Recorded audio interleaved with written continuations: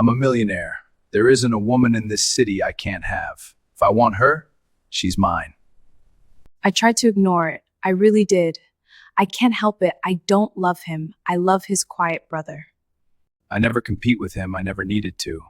I didn't expect her to notice me, but when she did, I fell in love. He called me at 11:47 on a Thursday night. He didn't say hello. He didn't say my name. He just breathed into the phone for 6 seconds. I counted them, every single one. Because when someone you love calls you that late and says nothing, you hold your breath and you count. Then he spoke. She's looking at me like she doesn't know who I am. That was it. That was all he gave me. 7 seconds of silence, 1 sentence, and then the line went dead. I sat on the edge of my bed for 20 minutes after that. I didn't call him back. I didn't text. I just sat there, staring at his name on my phone screen, watching the call duration fade into my recent history like it never happened. And the worst part, the part that still wakes me up at 3 in the morning, the part that sits on my chest like a stone I can never quite roll off, is that I couldn't tell him she was wrong. Because she wasn't wrong. She was looking at him like she didn't know who he was, because she didn't. None of us did. And I think, if I'm being honest, if I'm being the kind of honest that makes your hands shake while you say it, I think he'd spent years making sure of that. I've told pieces of this story before. In waiting rooms. In late-night conversations that went too far. In the kind of whispered confessions you offer to strangers on airplanes because you know you'll never see them again. But I've never told it right. I've never told it whole. So, I need to do that now. I need to lay it out from the very beginning. From the real beginning. Not the version that got passed around at dinner parties. Not the version his mother still tells when she's had too much wine. Not the version that made the rounds after everything fell apart. The real one. I need to tell this right, so I'm going to start where it actually started. Not where everyone thinks it did. Not the night his brother stood in a 5th-floor walk-up with red eyes and an untucked shirt, saying the truest, most devastating thing anyone has ever said to him. Not when a woman who loved him asked him to leave her apartment because his silence had become a wall she couldn't live behind. Not when Naya Cortez walked into our lives.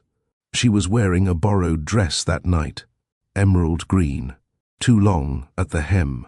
She kept stepping on it, kept catching herself, kept laughing this quiet little laugh every time she stumbled, like she was in on a joke nobody else understood.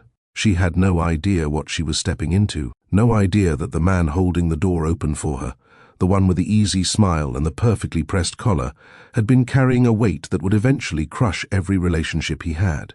No, it didn't start with Naya. It didn't start with the penthouse or the money or the way his name started appearing. In magazines next to words like visionary and philanthropist and self-made, it started in a parking lot. Asbury Park, New Jersey. 2014. A Friday in October. The kind of October Friday where the wind comes off the Atlantic like it's trying to punish you for still being at the shore past Labor Day. The boardwalk was mostly empty. The summer crowds had gone home weeks ago. The only people left were the ones who lived there year-round and the ones who had nowhere else to go. He was one of those people. And if you don't understand that parking lot, if you don't understand what happened there, who he was before the suits and the skyline and the magazine covers, then you won't understand anything that came after. Not a single moment of it will make sense. So, that's where we're going. But before we go there, before I take you back to a cracked parking lot on the Jersey Shore where a 20-year-old kid sat on the hood of a car that wasn't his, staring at a text message he'd read 43 times, I need you to understand something about me. I'm Cass. I'm not the hero of this story. I'm not the villain either, though there were nights I came close. Nights I held information that could have changed everything and chose to keep my mouth shut. Nights I watched him walk into rooms full of people who trusted him and I said nothing. I smiled. I raised my glass. I played my part. So whatever judgment you're forming right now, whatever moral calculations you're running in the back of your mind, trust me when I tell you I've already done that math. I've done it 1,000 times. The answer never changes, and it never makes me feel any better. I was his best friend. That's not a title I earned. It's one I inherited. We grew up 4 houses apart on a dead-end street in a town that smelled like salt water and engine grease. His mother used to send him to my house with foil-covered plates of food because she said I looked too thin. My mother used to send me to his house to check on him because she said he looked too sad. We were 8 years old the first time I realized something was different about Emrys Madigan. Not wrong. I won't say wrong. I spent too many years using that word, and it cost me things I'll never get back. But different. Wired in a way that the rest of us weren't. He could walk into a room, and within 15 minutes, every person in that room would feel like he was their closest friend. He remembered details nobody else bothered to store. Your dog's name, your mother's birthday. The fact that you mentioned once, in passing, at a barbecue 3 summers ago, that you always wanted to visit Portugal. He filed those things away. Every single one. And I used to think it was because he cared more than other people. That he paid attention because he was genuinely, deeply interested in the lives of everyone around him. That's what I told myself for years. That's the story that let me sleep at night. It took me a long time to consider the other possibility, that he wasn't collecting those details because he cared. He was collecting them because they were useful. Now I know what some of you are thinking. You're thinking, this is a story about a con man. A charming liar who manipulated everyone around him and eventually got caught. You've heard that story before. You've seen the documentaries. You know how it ends. But this isn't that. This is worse. Because Emrys Madigan wasn't pretending to be someone he wasn't. That's the thing that nobody, not the journalists, not the podcasters, not the people who stood outside the courthouse with their hot takes and their hashtags, none of them ever got right. He wasn't pretending. He was becoming. Every room he walked into, every person he studied, every detail he absorbed and reflected back, he wasn't running a con. He was building himself. Piece by piece. Conversation by conversation. He was constructing an identity out of borrowed parts, and the construction was so seamless, so meticulous, so terrifyingly complete, that even he stopped being able to tell where the performance ended and the person began. And Naya Cortez, the woman in the borrowed green dress, the woman who would later stand in her own apartment, staring at the man she'd agreed to spend her life with, like he was a stranger who'd broken in through the window. She was the first person who ever saw through it, not because she was smarter than the rest of us, but because she loved him in a way that required him to be real. And real was the one thing Emrys Madigan had never learned how to be. I'm going to tell you everything. The parking lot, the lies, the night his brother arrived at her door with devastation written across his face, the phone call at 11:47, the thing he said to me 3 days later that I have never repeated to another living soul until right now. All of it. But I need you to stay with me, because this story doesn't move in a straight line. It moves the way grief moves, forward and then backward, clear and then confused, certain and then shattered. It started in a parking lot in Asbury Park, New Jersey. October 2014. A kid sitting on the hood of a borrowed car, reading a text message he already knew by heart, while the Atlantic wind tore through the empty boardwalk like it was looking for someone to blame. That kid would become a man who stood in penthouses and shook hands with people whose net worth had more zeros than his childhood zip code. A man who built something extraordinary. Out of nothing but instinct and attention and the terrifying, bottomless need to be seen as someone worth keeping. A man who would lose all of it in a single night, because of a woman who loved him enough to demand the truth, and a truth he had buried so deep, even he had forgotten where he put it. That's where this story begins. And if you've made it this far, if something in your chest just tightened, if you're already forming theories about who Emrys really is, and what he's hiding and why Naya looked at him like that, then you're exactly who this story is for. If stories like this move you, if you believe the quiet ones deserve to be heard, if you want to be here when I finally say out loud the thing he told me 3 days after that phone call, the thing I've carried like a bruise for years, then do me a favor. Hit that subscribe button right now. Drop a like on this video, because this one is going to stay with you long after the screen goes dark. Now, let me take you back. Asbury Park, a borrowed car, a Friday in October, and a boy who hadn't yet learned that the most dangerous lie you can tell is the one you start believing yourself. Asbury Park in October is a place that's forgotten how to pretend. The summer paint peels. The boardwalk empties. The ocean turns from postcard blue to something honest and grey, and the wind doesn't ask permission before it goes through you. That's where I found him. October 17th, 2014. A Friday. I remember because I'd driven 40 minutes from my apartment in New Brunswick after he stopped answering his phone for 3 days. 3 days of nothing. No texts, no calls, no late-night voice memos where he'd read me some passage from a book I'd never heard of and then ask what I thought, as if my opinion on ancient philosophy carried any weight whatsoever. 3 days of silence from Emrys Madigan was an emergency. I found the Volvo first, his mother's car. A 1998 Volvo V70, the colour of old mustard, with a crack running diagonally across the windshield that Britta had never gotten around to fixing. It was. Parked in a lot behind a closed-down seafood restaurant, nose facing the water, and Emrys was sitting on the hood. He was 20 years old. He was eating gas station peanuts from the bag, the cheap kind with too much salt, and he was reading a water-damaged copy of Stoic philosophy. The pages were swollen and wavy. Some of them had been flagged with torn strips of receipt paper. He'd been through that book so many times that the spine had given up entirely, and he was basically holding two halves of a broken thing together with his left hand, while his right hand fed peanuts into his mouth one at a time. His mother had been dead for 11 days. Britta Lindstrom died on October 6, 2014. Pancreatic cancer. The diagnosis came in August, and by September she was in hospice, and by October she was gone. That's how pancreatic cancer works. It doesn't negotiate. It doesn't give you time to prepare or adjust or have the conversations you've been postponing for years. It arrives like a verdict that's already been carried out. Emrys spent the last 6 weeks of her life sleeping on a cot next to her hospital bed. He dropped his classes. He stopped eating meals that required more than one hand. He read to her.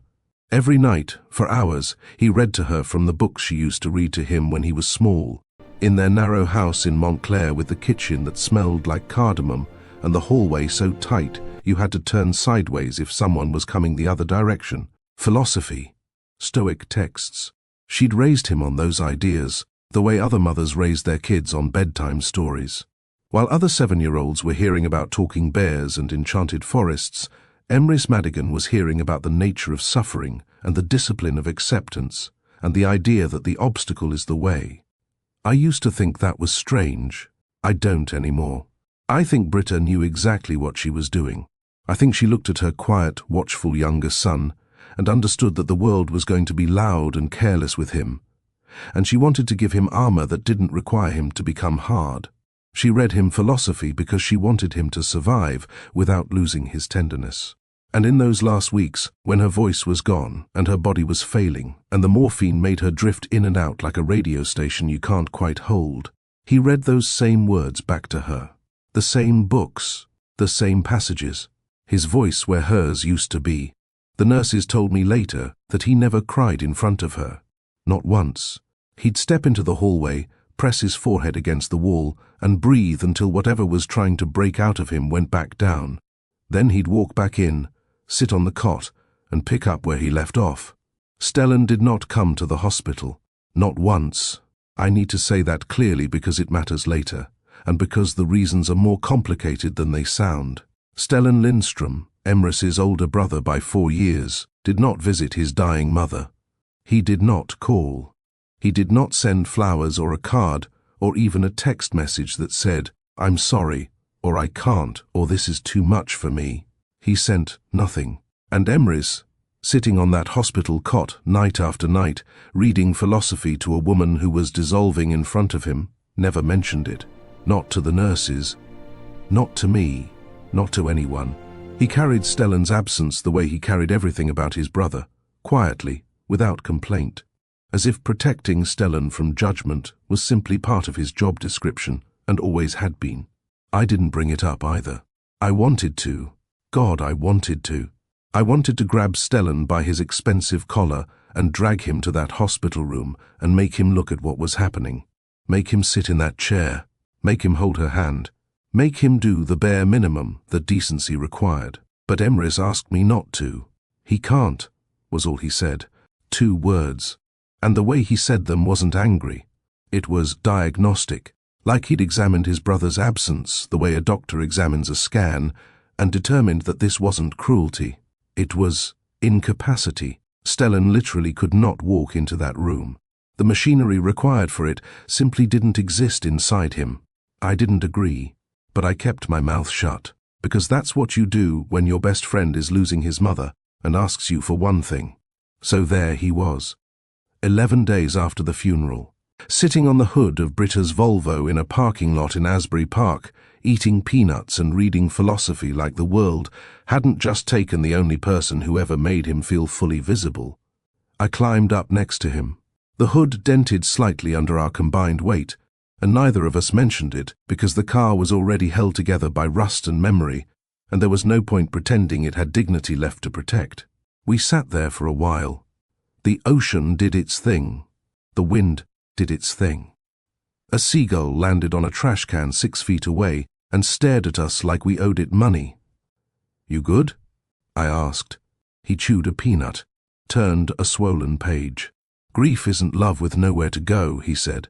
He wasn't looking at me. He was looking at the water. Grief is love that finally understands it was never guaranteed anything. He was 20 years old. He talked like that.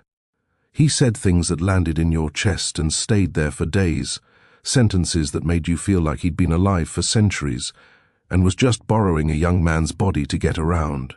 He delivered these observations with the same casual tone other people used to comment on the weather, and then, without any transition whatsoever, he'd shift into something completely ordinary. "You want to split a gas station hot dog?" he asked. "They've got the ones with the crispy edges." That was Emrys. That was always Emrys. Profound and then mundane, devastated and then hungry, capable of seeing straight through the surface of things, to the structure underneath, to the foundations everyone else just wallpapered over, and then equally capable of getting genuinely excited about a hot dog that had been rotating on metal rollers since 9 in the morning. I think about that phrase a lot, the structure underneath, because that's what Emrys did. That's what made him different from everyone else I've ever known. He didn't look at people and see faces. He looked at people and saw architecture. He saw which parts of them were decorative and which parts were structural. He saw which beliefs were cosmetic and which ones were actually holding the whole thing up. He saw where the cracks were forming before anyone else noticed the foundation starting to shift. He did it with people. He did it with conversations. He did it with systems. And that, I think, is probably why he saw what he saw in the markets 2 years later. But I'm getting ahead of myself. That October afternoon, we split the hot dog. We sat on the hood of Britta's Volvo and watched the Atlantic churn grey and furious against the shore. He didn't cry. He didn't talk about his mother again. He asked me about my job, about a girl I'd been seeing, about whether I thought the Mets had any realistic shot the following season. Normal things, safe things. The kind of things you talk about when the big thing is too enormous to hold in your hands, so you set it down for a while and pick up something small instead. I drove home that night thinking he was going to be okay. I was right about that. For a while, at least. What I didn't know, what none of us could have known, was that the thing Britta gave him, that ability to see the architecture underneath, to find the structural truths, to identify what was foundational and what was decoration, that gift was going to build him an empire. And then, it was going to burn one down. To understand what happened next, you need to understand the Lindstrom brothers, not as a concept, not as a headline, as 2 actual human beings who grew up in the same house, ate at the same table, shared the same last name, and somehow ended up on opposite sides of everything that matters. Stellan Lindstrom was the kind of man rooms reorganized themselves around. 6'2", sharp cheekbones, sandy hair that always looked like it had been styled by the wind 15 minutes ago, a laugh that could fill a restaurant from the back booth to the front door. When Stellan walked in, people straightened up. Bartenders made eye contact. Hostesses smiled before they checked the reservation. He had that thing, that invisible current that certain people carry, where the air itself seems to rearrange when they arrive. By 28, he was driving a matte black Range Rover and living in a condo in Hudson Yards with floor-to-ceiling windows and furniture that looked like it had been selected by someone who understood angles better than comfort. The New York Post had named him one of their 30 under 30. He showed up at parties where the ice was hand-carved into shapes. He dated women whose last names appeared on building facades. He moved through Manhattan like someone who had been promised the city at birth and was simply collecting on the debt. And here's the thing about Stellan that nobody wanted to admit, least of all me. He wasn't faking it. He was genuinely magnetic, genuinely funny, genuinely capable of making you feel like you were the most interesting person he'd talked to all week. When he focused on you, when he turned that beam of attention in your direction, it felt like standing in sunlight, warm, clarifying, special. The problem was that the beam moved constantly, and the moment it shifted away from you, the cold rushed in so fast you almost forgot you'd ever been warm at all. Emery's lived in a one-bedroom apartment in Jersey City. The building had a laundry room in the basement that smelled like mildew and someone else's fabric softener. The elevator worked on alternate Tuesdays. The hallway carpet was the color of resignation. His apartment had a second-hand desk he'd bought off a guy on Craigslist for $60. 3 refurbished monitors arranged in a tight arc, a mattress on the floor with sheets that were always clean but never matched, and a kitchen where the only evidence of regular use was a French press and a jar of peanut butter with a spoon sticking out of it. He owned 4 flannel shirts. He wore them in rotation, Monday through Thursday, predictable as weather patterns. On Fridays he wore a grey crewneck sweatshirt that had a small hole near the left cuff that he never repaired because, and I'm quoting him directly here, it still functions. He cut his own hair. There was always a spot near the back of his head where the length didn't quite agree with itself, and every time I pointed it out he'd reach back, touch it, shrug and change the subject. He had 3 friends. I was one of them. He'd attended Rutgers on a full scholarship for mathematics and computer science, while Stellan went to Wharton on Uncle Matt's money. At Rutgers, Emery's started building something with algorithms and pattern recognition and market data that he tried to explain to me once over beers, and I retained approximately none of. He'd pull up charts on those 3 monitors and trace lines with his finger and say things like, "The inefficiency here is structural, not behavioral," and I'd nod like a man drowning politely.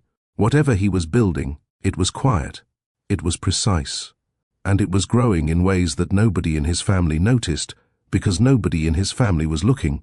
Uncle Matt's divided the world the way old money often does, not with cruelty, but with a kind of confident blindness that's almost worse. Mats Lindstrom was Britta's older brother. He'd built a commercial real estate firm in the mid-90s that had grown into something substantial, the kind of company that didn't make headlines but quietly owned the buildings that headline-making companies leased. He was pragmatic, generous in the way that demanded acknowledgement, and absolutely certain that he understood what excellence looked like. Excellence to Mats looked like Stellan. Loud, polished, present, a man who walked into a boardroom and commanded it, a man whose handshake told you he'd already won whatever negotiation was about to begin. Stellan got the company introductions. Stellan got the family name's social currency, the dinner invitations, the golf weekends, the quiet conversations about succession and legacy that happened over brandy in rooms where the chairs were older than most marriages. Emery's got the Volvo. He got a modest trust from Britta's estate, enough to cover rent and groceries and the electricity bill that powered his 3 monitors. And he got the freedom of being overlooked, which is a strange gift, but a gift nonetheless. Mats wasn't cruel. I want to be clear about that. He didn't dislike Emery's. He didn't ignore him out of malice. He simply didn't see him.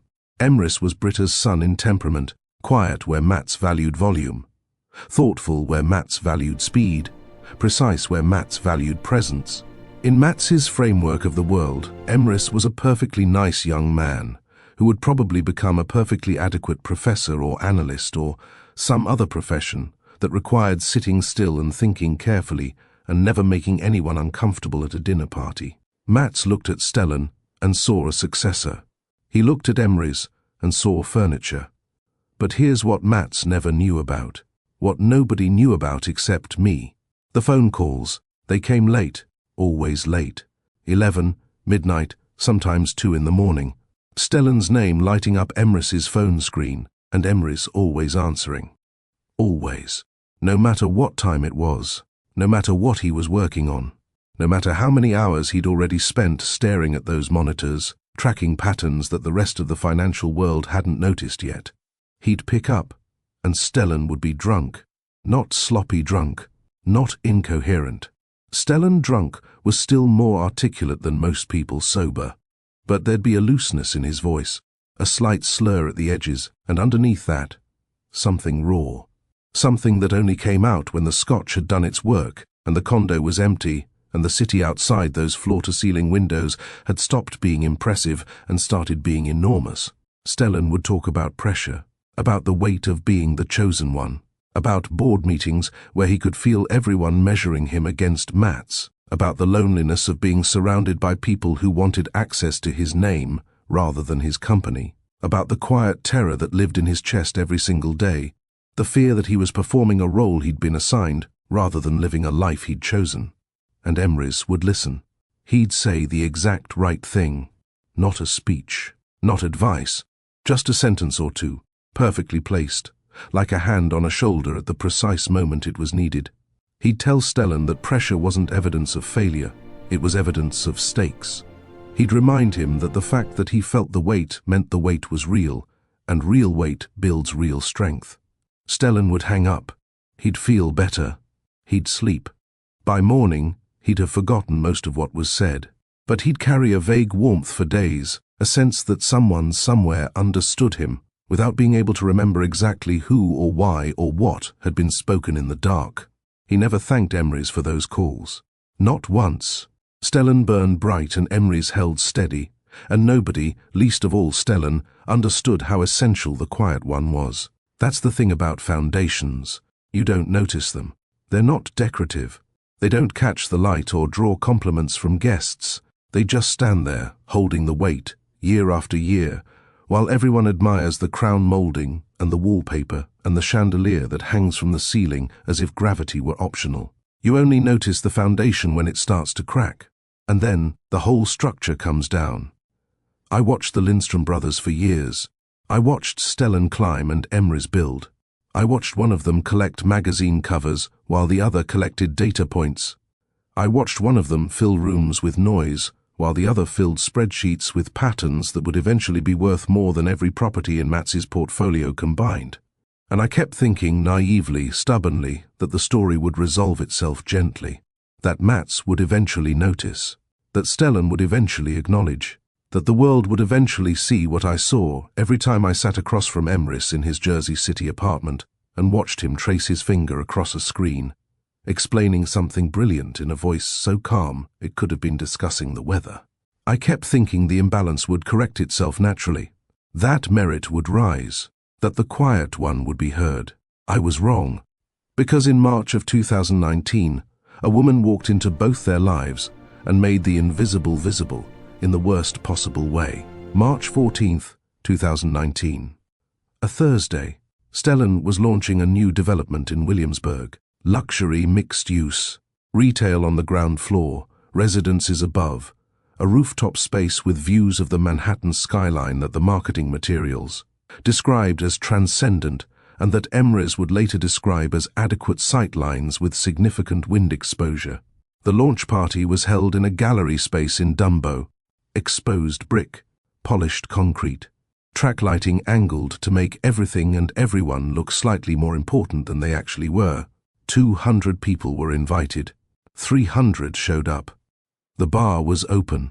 The DJ was tasteful and forgettable, the kind of DJ who plays music that sounds expensive without ever being memorable. A soundtrack designed to fill silence without creating conversation. Stellan was in his element.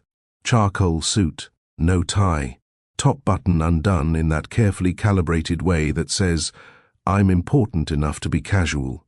He moved through the room like a current, shaking hands, touching shoulders, laughing at jokes that weren't funny with a warmth that made the joke teller feel like a comedian.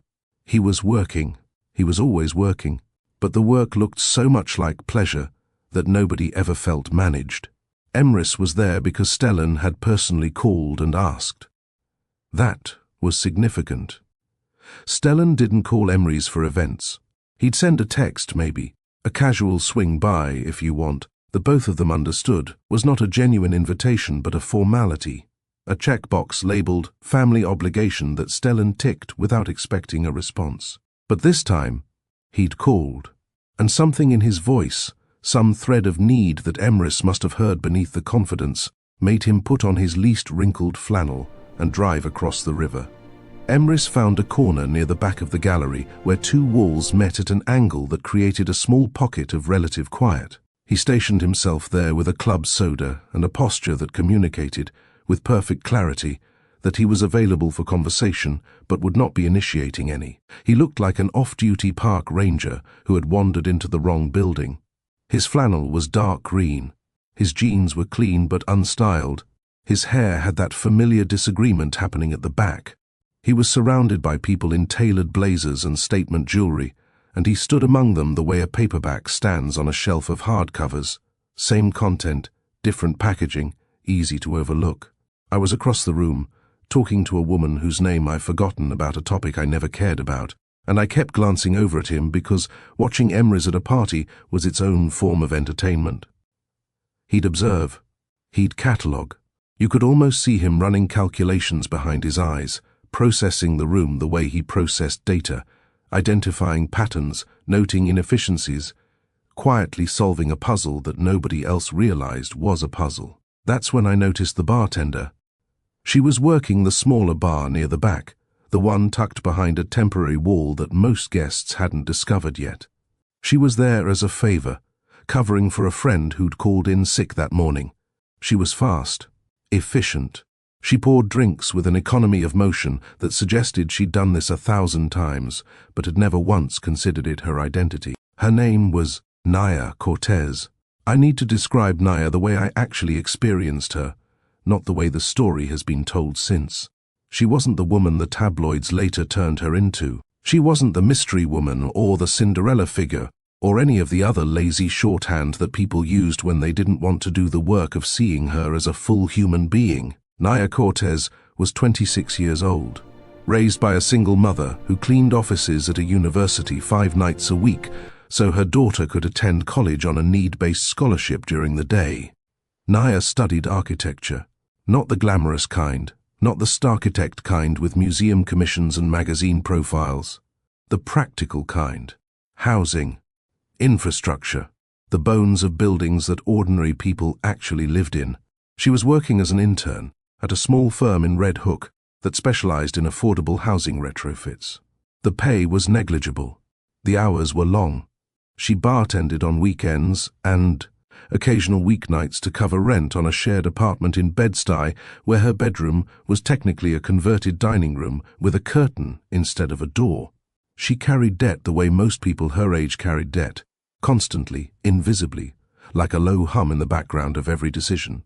But here's what I noticed before any of that. Before I knew her name or her story or anything about her, I noticed her eyes. They moved the way Emrys's eyes moved. Cataloguing, processing, solving the room. She'd glance at a guest and something would register, some small calculation, some assessment that went deeper than what are they, drinking and reached into who are they and why are they standing that way and what do they need that they haven't said out loud. She had the same architecture in her attention that Emrys had, the same instinct for seeing what was underneath. I didn't know it then, but I was watching the moment before a collision. Stellan found her first. Of course he did. Stellan always found the most interesting person in any room within 20 minutes. It was instinct. It was predatory in the way that all charm is slightly predatory, not malicious but purposeful, directional, moving towards something it wants. He approached the bar with his full kilowatt smile, the one that had closed deals and opened doors and made a woman. At a charity gala once whispered to her friend, loudly enough that I heard it, "That man should be illegal. What would you recommend?" he asked, leaning on the bar with the exact right amount of casualness. Naya poured him a bourbon without asking what brand.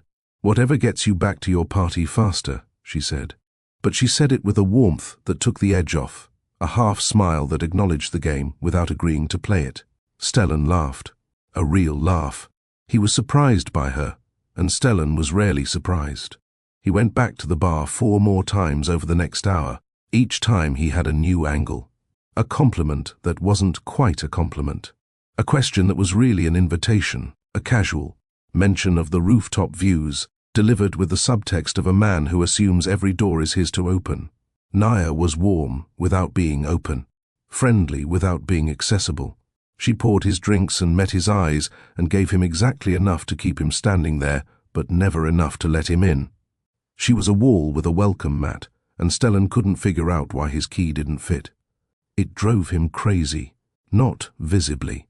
Stellan never showed frustration in public, but I could see it in the way his smile tightened at the corners, the way his returns to the bar grew slightly shorter, slightly more determined.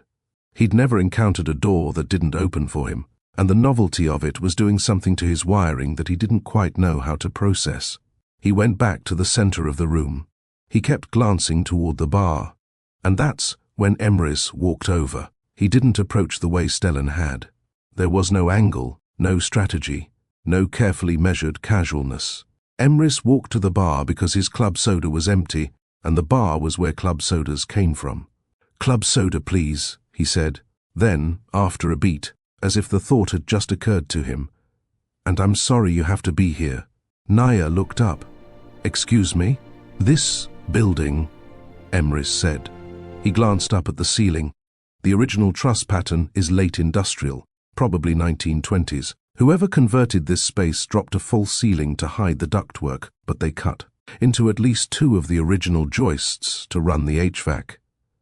The load distribution is compromised. You can see it in the slight bow near the east wall. He paused. "It bothers me. I imagine it bothers you too." Naya stared at him. "Why would it bother me?" she asked. But her voice had changed. The professional warmth was gone. Something underneath it had surfaced, something alert and genuinely curious. "Because you've been looking at that east wall every 90 seconds since I've been standing in this corner," Emrys said. "And the only people who notice structural compromise in converted industrial spaces are engineers, architects, or people who've watched a ceiling fail." Naya set down the bottle she was holding. "I'm an architect," she said. "Then it definitely bothers you," he said. She laughed. Not the polite laugh she'd given Stellan. Not the professional laugh that keeps customers comfortable and tips flowing. This was a real laugh, surprised out of her, involuntary, using her whole face. The kind of laugh that happens when someone says exactly the thing you've been thinking, but didn't expect to hear from a stranger, in a wrinkled flannel, at a party where nobody else had looked up. Emrys took his club soda. "Thank you," he said, and he walked away. He just walked away. Naya's eyes followed him across the room. Her hand drifted up to her collarbone. She pressed her fingers against it lightly, absently, the way you touch yourself when you've been caught off guard by your own heartbeat. From across the gallery, Stellan watched. I saw his face. I saw what crossed it. It wasn't anger. It was something older than that. Something that lived deeper. A recognition. The beginning of a question he didn't want to ask, and already knew the answer to. He'd seen that look on a woman's face before. He'd caused it 100 times, but he'd never seen it directed at his brother. He'd never had to stand in a room full of people he owned and watch someone choose the quiet one. Something shifted in the air between the Lindstrom brothers that night. Something that had been balanced for decades tilted, just slightly, just enough, and neither of them reached out to steady it. If you've ever watched 2 people recognize each other across a room and known, just known in your bones, that nothing was ever going to be the same after that moment, drop a comment below. Tell me about it. I want to hear your version of that night, that look, that shift. And if you haven't hit that like button yet, now's the time. Because this story is about to go somewhere none of them were ready for. None of them. Not Stellan, standing in his charcoal suit with a question forming behind his eyes that would eventually consume him. Not Naya, pressing her fingers to her collarbone at a bar that wasn't even supposed to be her shift.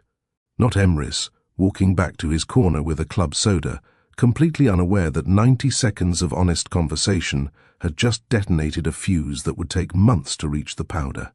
And not me, standing across the room, watching all three of them, knowing something had just started, and having absolutely no idea how to stop it. Stellan Lindstrom did not lose gracefully.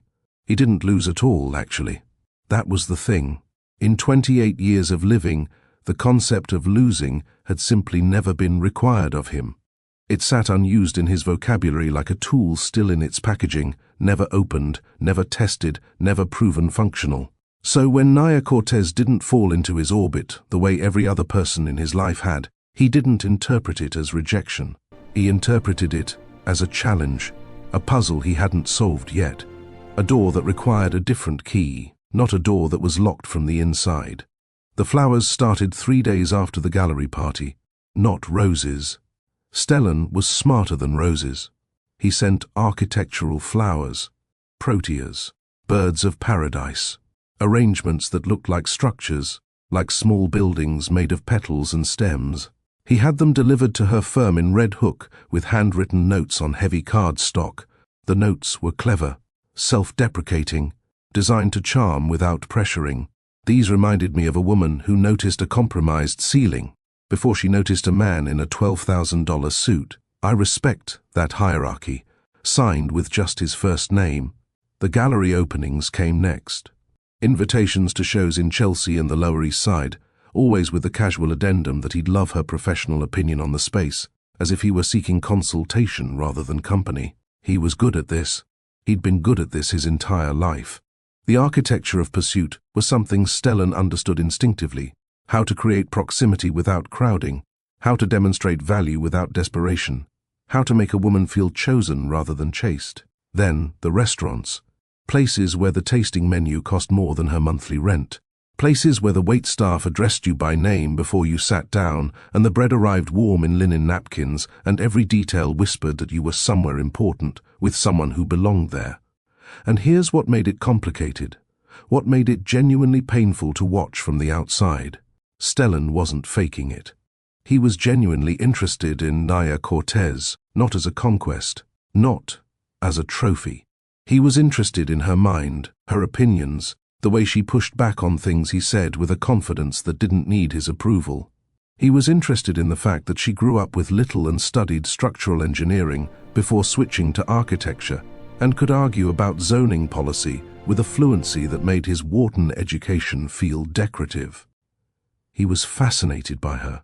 But Stellan's fascination had a frequency. It was loud. It arrived with orchestration and emphasis and the unmistakable scent of effort. He didn't know how to be interested quietly. He didn't know how to let silence do the work. His entire life had been built on impact, on entering rooms and changing them, on making sure that every gesture registered, that every moment he created carried his fingerprint.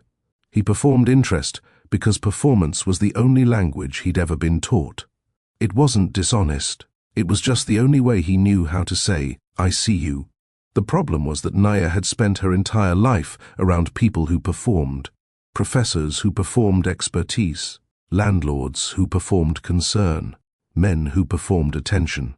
She'd grown up watching her mother clean offices at 2 in the morning for people who performed gratitude during the holidays, and forgot her name by January. Naya could feel the performance in Stellan's pursuit the way she could feel a compromised joist in a converted loft.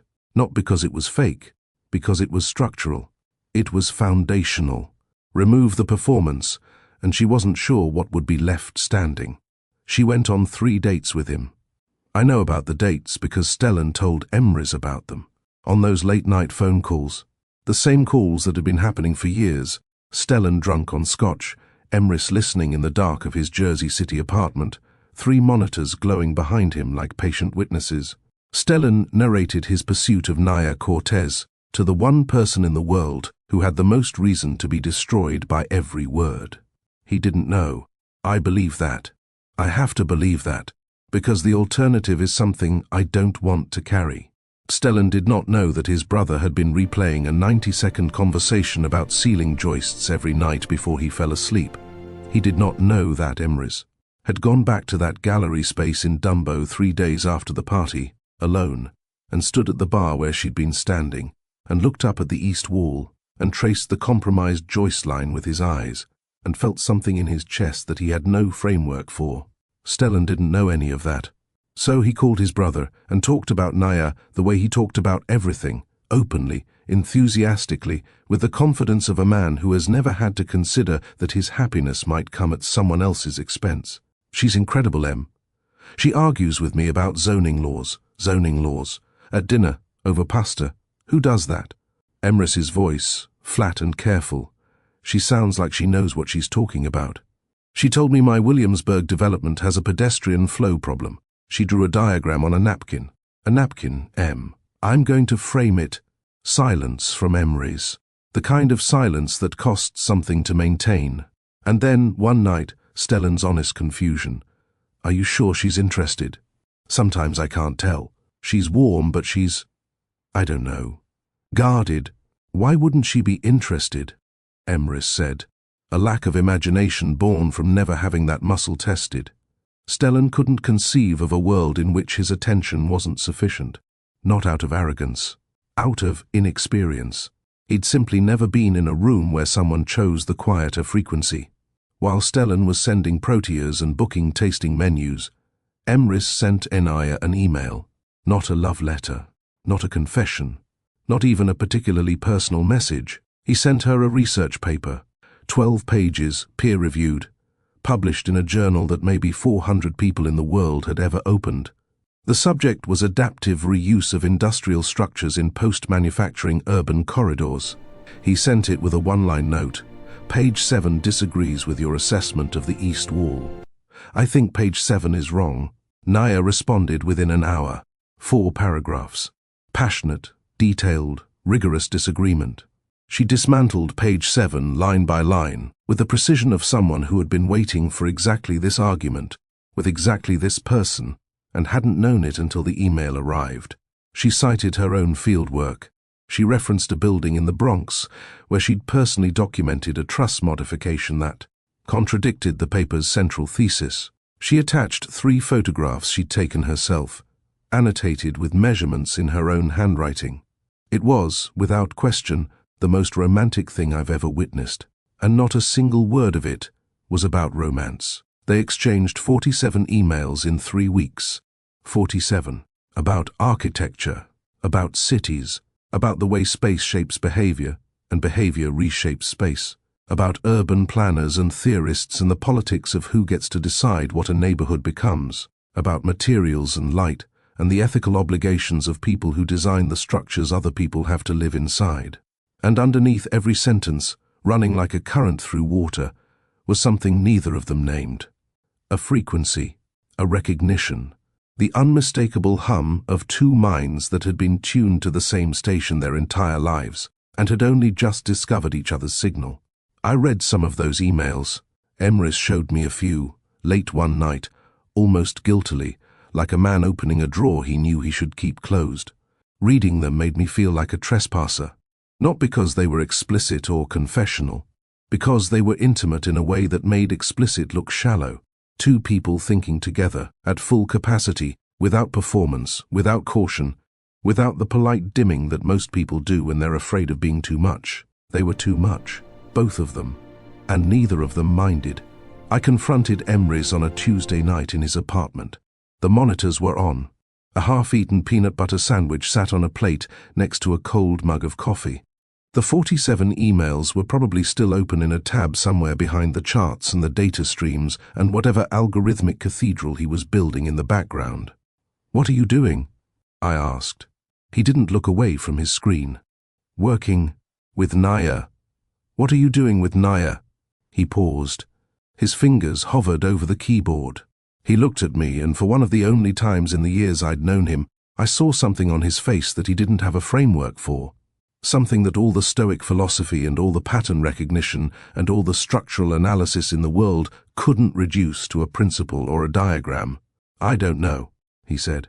She's dating your brother. She went on 3 dinners with my brother, he said. His voice was steady, but his hands weren't. She sends me essays at 2 in the morning about urban planning. Those are not the same thing. He was right, and he was wrong.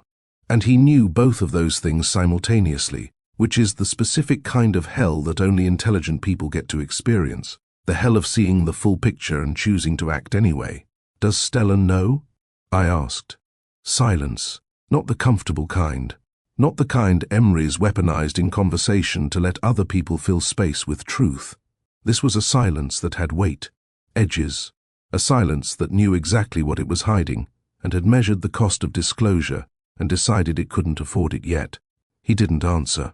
He turned back to his monitors.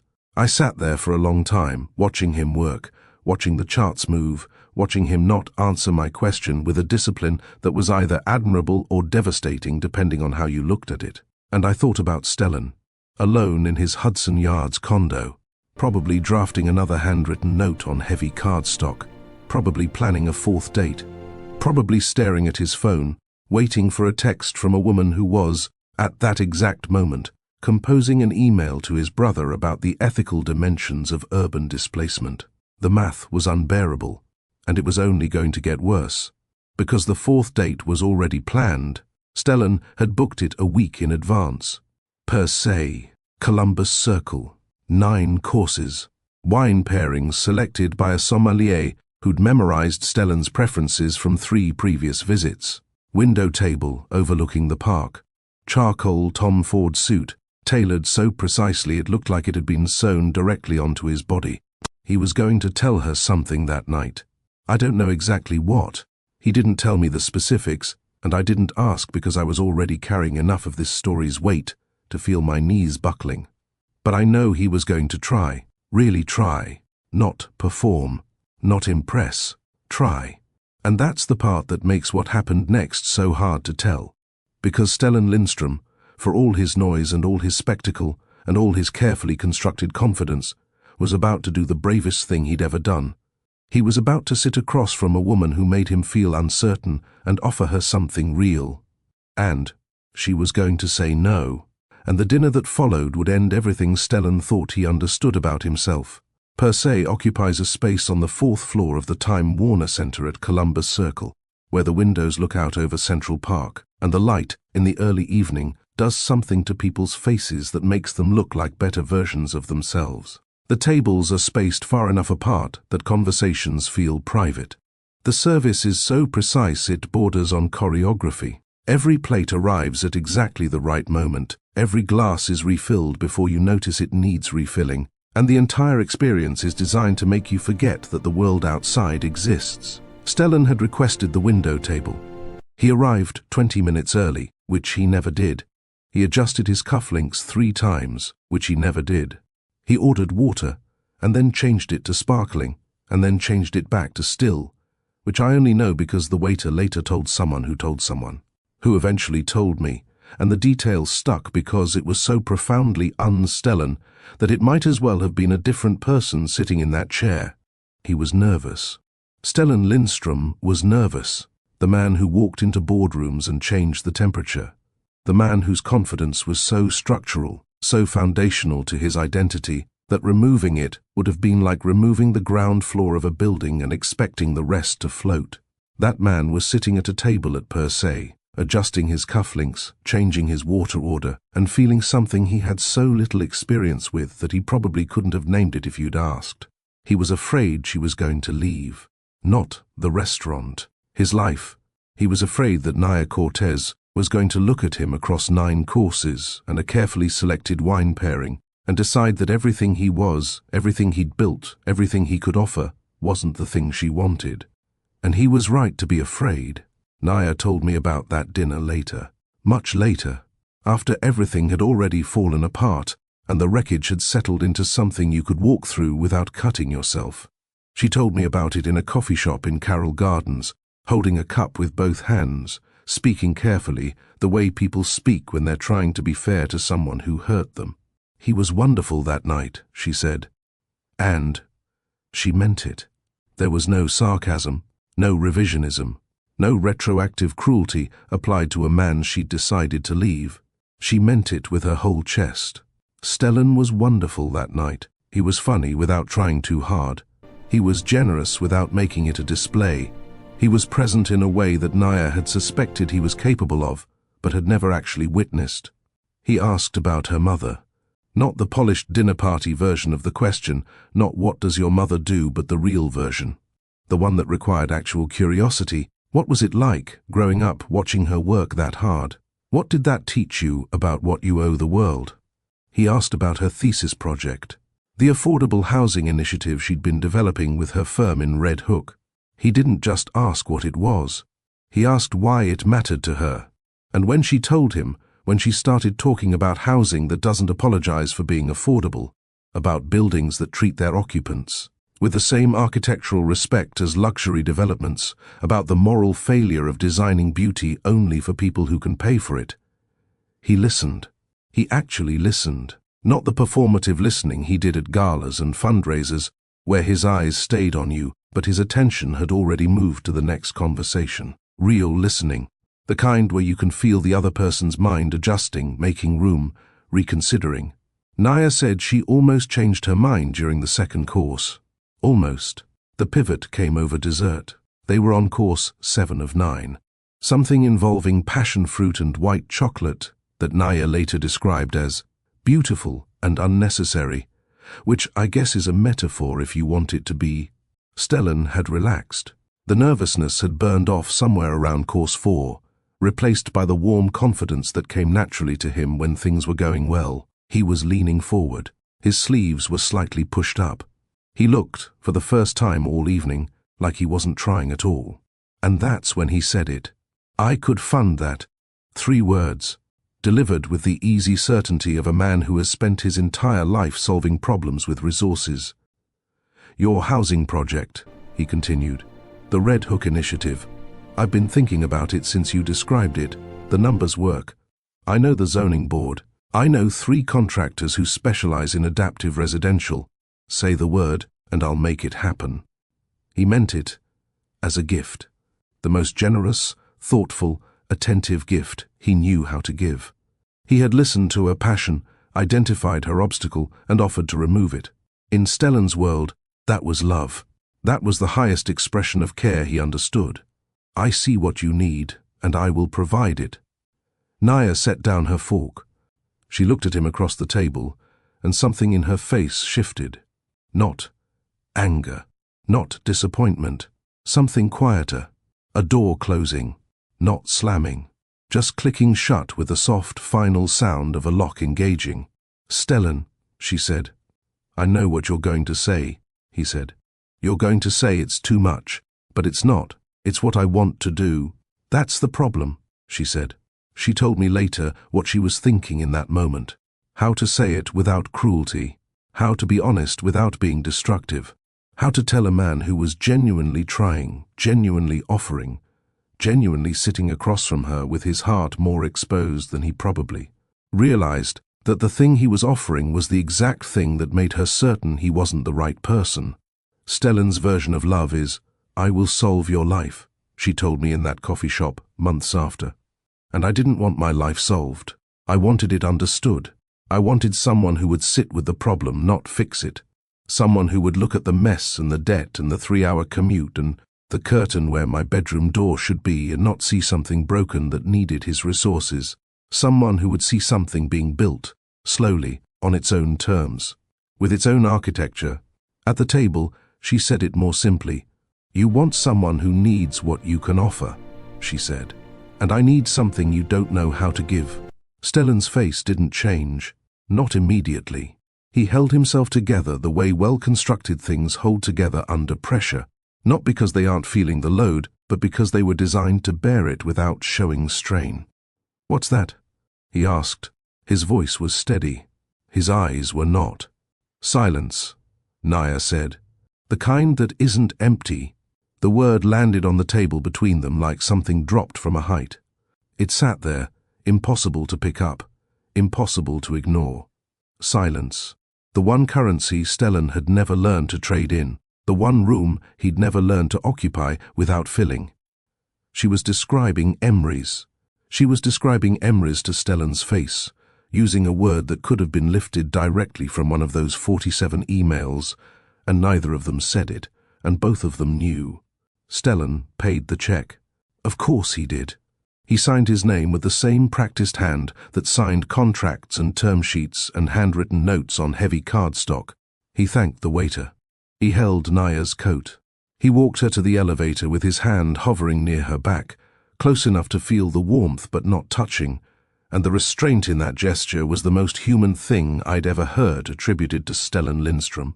They stood at the curb while his driver pulled the car round. The air was cold, March cold, the kind of cold that finds the gaps in your clothing and reminds you that comfort is conditional. Stellan looked at the park across the street. Then he looked at Naya. "Is it Emery's?" he asked. Just like that. No preamble, no build-up, no strategic framing.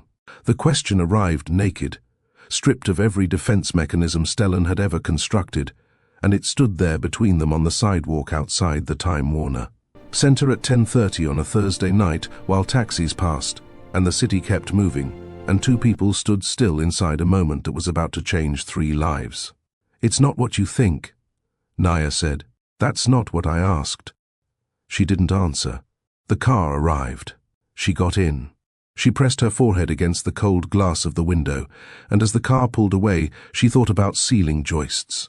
She told me that later, and the honesty of it nearly broke me.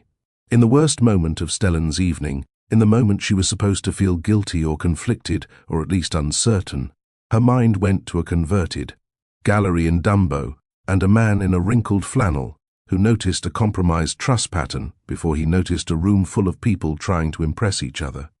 Stellan stood on the sidewalk for a long time after the car disappeared. His driver waited. The engine idled. The cold found every gap. He didn't get in the car for 11 minutes. I know because the driver told someone. 11 minutes of standing still, which for Stellan was the equivalent of a year. She made her choice that night. Standing in the cold outside a restaurant where a man had just offered her everything he had and she'd told him it wasn't enough. Pressing her forehead to glass, thinking about joists and silence and a voice that said, "I'm sorry you have to be here," like it was the most natural thing in the world. She made her choice. But choices have costs. Every architect knows that. Every load calculation comes with a tolerance threshold, a point beyond which the structure can no longer absorb the stress being placed upon it. You can reinforce. You can redistribute. You can add supports and modify the design and hope that the math holds. But sometimes the math doesn't hold. Sometimes the choice you make sends a fracture through a foundation that's been holding weight for decades, and the fracture doesn't announce itself. It travels silently through concrete and steel and years of accumulated pressure until it reaches the point where the load is heaviest. And then it fails. The invoice for Naya's choice was already being calculated. The numbers were precise. The terms were non-negotiable. And the bill was addressed to all 3 of them, Stellan, Emery's, and Naya, with a due date that none of them could see yet, but all of them would feel when it arrived. The first domino fell in silence. Stellan stopped calling Emery's, not gradually, not with a slow fade or a series of shorter conversations that tapered into nothing. He stopped completely.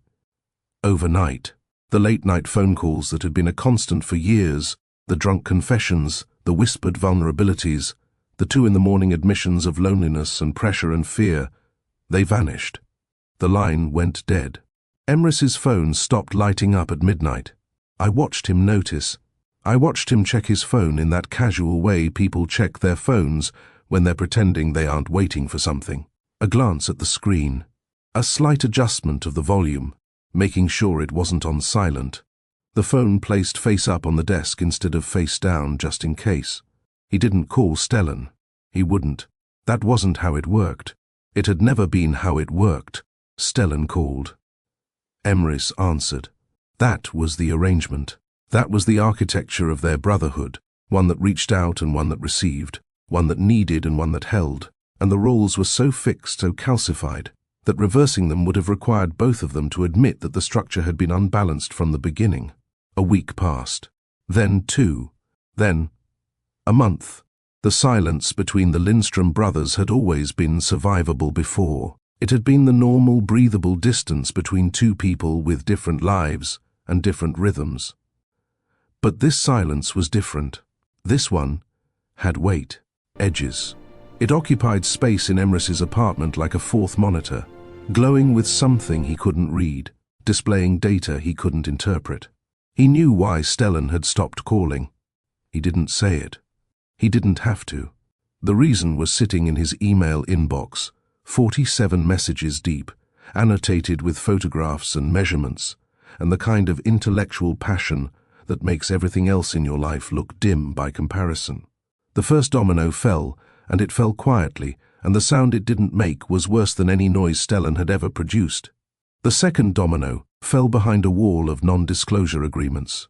In April of 2019, 3 weeks after the per se dinner, a quantitative hedge fund based in Greenwich, Connecticut, acquired Emrys Madigan's algorithmic trading system. There was no press release, no announcement, no celebration with hand-carved ice or tasting menus or magazine profiles. The deal was executed in a glass-walled conference room in Midtown by 4 lawyers and a managing partner who shook Emrys's hand and said, "You've built something we've been trying to build for 6 years."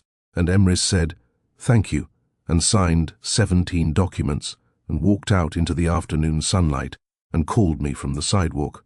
"It went through," he said. "And," I said. He told me the number. I sat down on my kitchen floor, not because I chose to, because my legs stopped working. The number he said to me on that phone call was not a salary. It was not a windfall.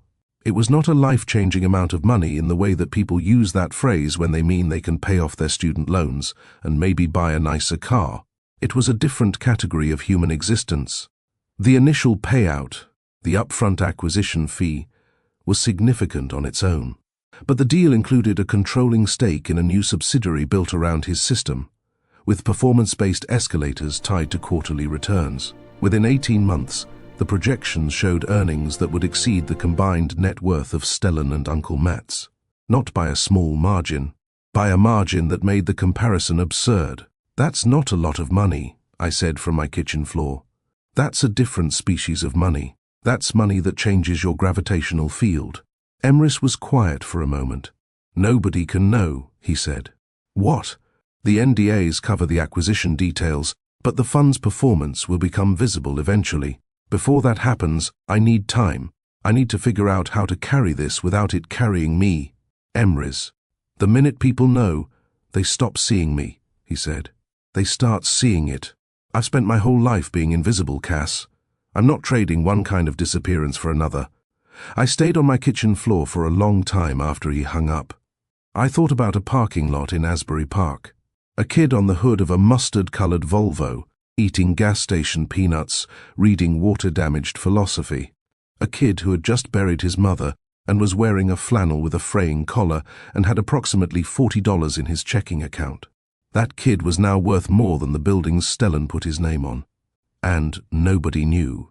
Not Stellan, not Matt's, not Naya. Nobody except me and 4 lawyers in a glass-walled room who had signed their own NDAs and would never speak of it. The third domino was 2 words on a phone screen. Coffee. Saturday. Naya sent it on a Friday evening in late April, 7:14 p.m.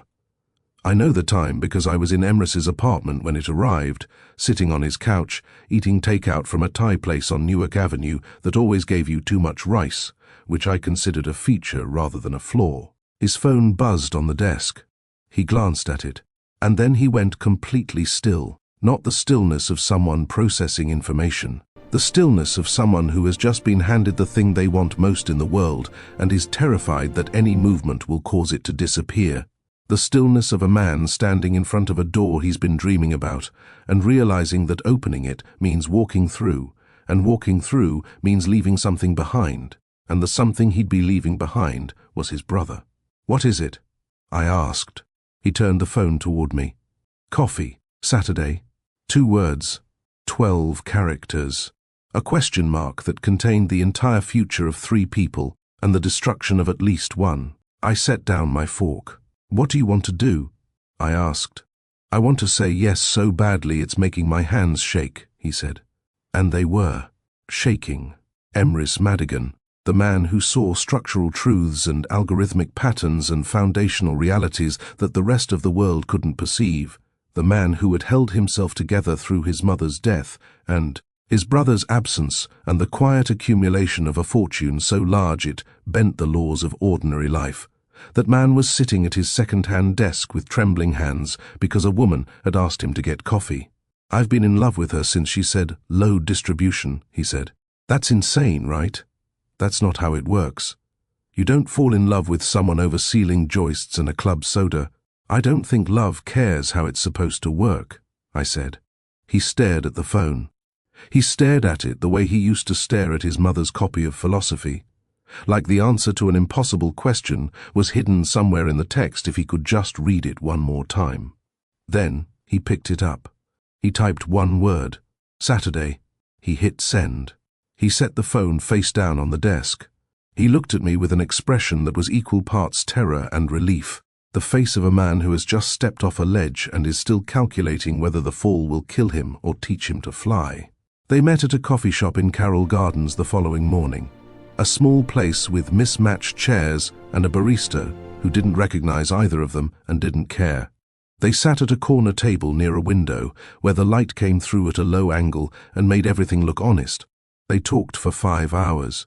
5 hours. About buildings and cities and the weight of family expectation, about what it means to be overlooked and what it costs to be seen, about Britta and philosophy, and a mother who cleaned offices at a university, about the gap between the life you're given and the life you're building, about silence and what fills it when two people stop performing. In 5 hours, they dismantled every wall either of them had ever built, all except one. Emrys did not tell Naya about the money. He sat across from her in a coffee shop in Carroll Gardens, wearing his Tuesday flannel, drinking black coffee that cost $3. And he did not mention that he was worth more than every building visible from the window they were sitting beside. He did not mention the hedge fund or the acquisition or the subsidiary or the performance-based escalators that were, at that very moment, compounding his wealth with the quiet inevitability of a tide. He kept that wall standing. And I understood why. I understood it the way I understood everything about Emrys, completely, painfully, and with the growing certainty that understanding wasn't going to be enough to prevent what was coming. He wanted her to choose him, not his money, not his resources, not his ability to fund her housing project or solve her problems or remove her obstacles. Him, the flannel, the French press and the peanut butter jar and the mattress on the floor. He wanted to be loved for the architecture, not the decoration. And that impulse, that beautiful, terrified, deeply human impulse, was going to cost him everything. The coffee shop didn't have a name that anyone remembered. It was on a side street in Carroll Gardens, tucked between a dry didn't have a name that anyone remembered. It was on a side street in Carroll Gardens, tucked between a dry cleaner and a place that sold used books and smelled like both. The chairs were mismatched. The tables wobbled unless you folded a napkin under one leg. The window at the front hadn't been cleaned in long enough that the light coming through it had a softness to it, a diffusion, like the world outside was being shown through gauze. Emrys was there first, Tuesday flannel, his hair doing its usual disagreement at the back. He'd ordered black coffee and was holding the cup with both hands, not drinking, just holding. The way people hold things when their hands need something to do because their mind is moving too fast for their body to keep up. Naya arrived 7 minutes late. She was wearing a jacket with a dried paint stain on the left sleeve, olive green, and her hair was pulled back with a clip that was losing its grip. She'd walked from the F train. Her cheeks were flushed from the wind, and she was slightly out of breath, and she looked, in Emrys's later words to me, like someone who'd been in the middle of living and hadn't stopped to rearrange herself before showing up. He said that like it was the most beautiful thing he'd ever seen. She sat down across from him. She ordered coffee. The barista brought it in a ceramic mug with a chip on the rim. Neither of them mentioned the chip.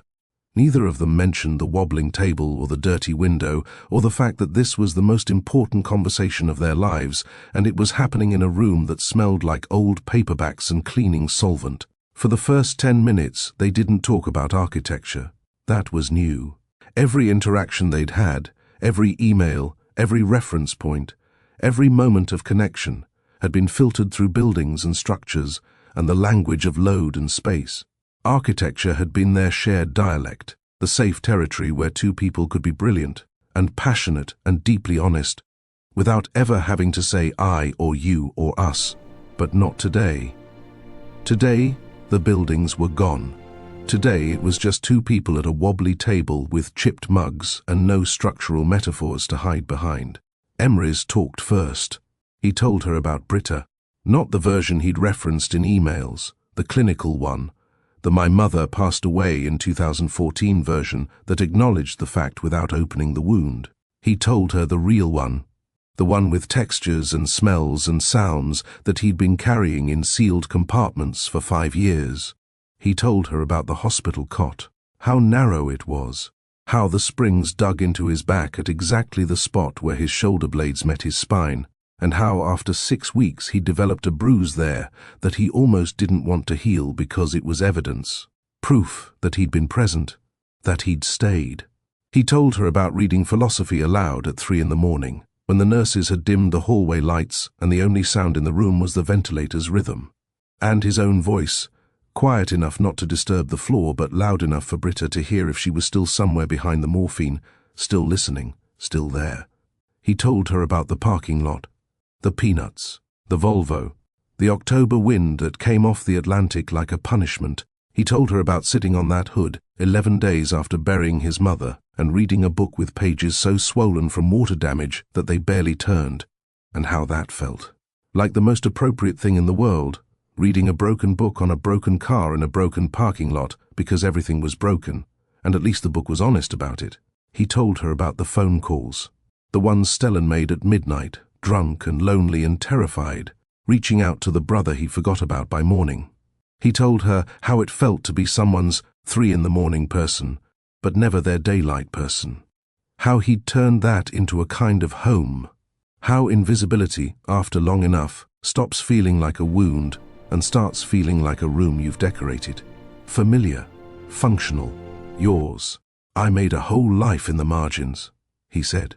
And I told myself it was enough. Naya didn't interrupt. She didn't offer comfort or analysis or the kind of reassuring phrases that people deploy when someone else's pain makes them uncomfortable. She just listened, the way he listened, with her whole self. Then Naya talked. She told him about her mother's hands. Rosa Cortez had hands that told a story nobody at the university would ever read. They were rough, calloused along the base of each finger where the cleaning supplies ate through the latex gloves she bought in bulk from a dollar store.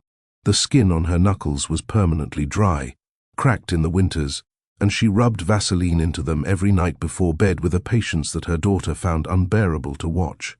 Those hands cleaned offices on the 7th floor of a building where professors discussed urban theory and structural inequality and the systemic failures of housing policy. Those hands emptied trash cans that contained drafts of papers about poverty written by people who had never experienced it. Those hands wiped down desks where tenured academics sat during the day and never once considered who sat at those desks after midnight, on their knees, making the surfaces clean enough to think on. But those same hands did something else. Every drawing Naya brought home from school, every sketch, every clumsy attempt at rendering a building or a bridge or a room she'd imagined into existence, Rosa held it up to the kitchen light. Not casually, not with the distracted approval that busy parents learn to perform. She held each drawing up like it was a document that required careful examination. She tilted it. She brought it close to her face. She studied it with the intensity of someone who believed she was looking at the future. This one, she'd say. This one is going to be a real building someday. She said it about every drawing, every single one.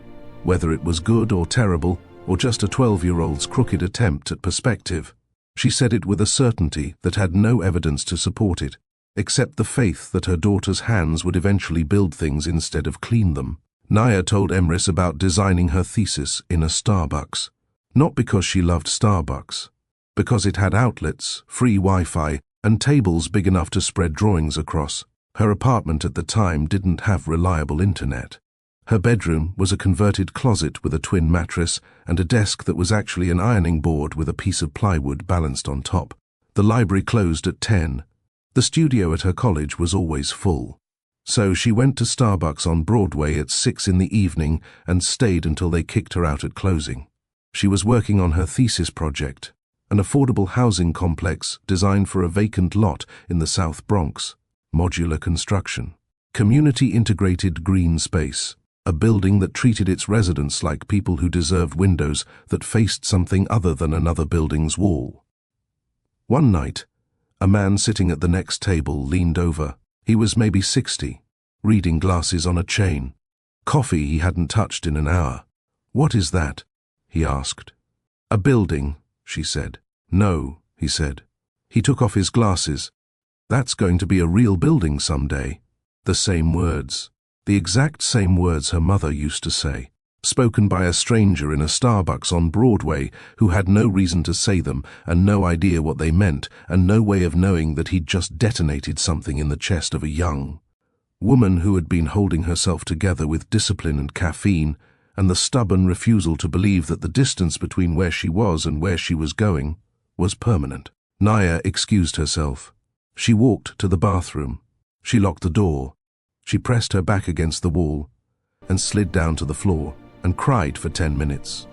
Not because she was sad, because someone had seen her. A stranger, without context, without obligation, had looked at her work and seen what her mother saw. And the relief of that, the shattering, overwhelming relief of being visible to someone who wasn't required to love you, was more than her body knew how to process standing up. She told Emrys this story at the wobbly table in Carroll Gardens, and when she finished, he was quiet for a long time. "That man was right," he said.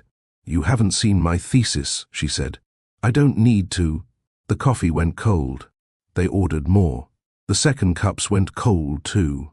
The barista refilled them without being asked, and then stopped refilling because even she could tell that the coffee was beside the point and had been for hours. 5 hours. They sat in that coffee shop for 5 hours.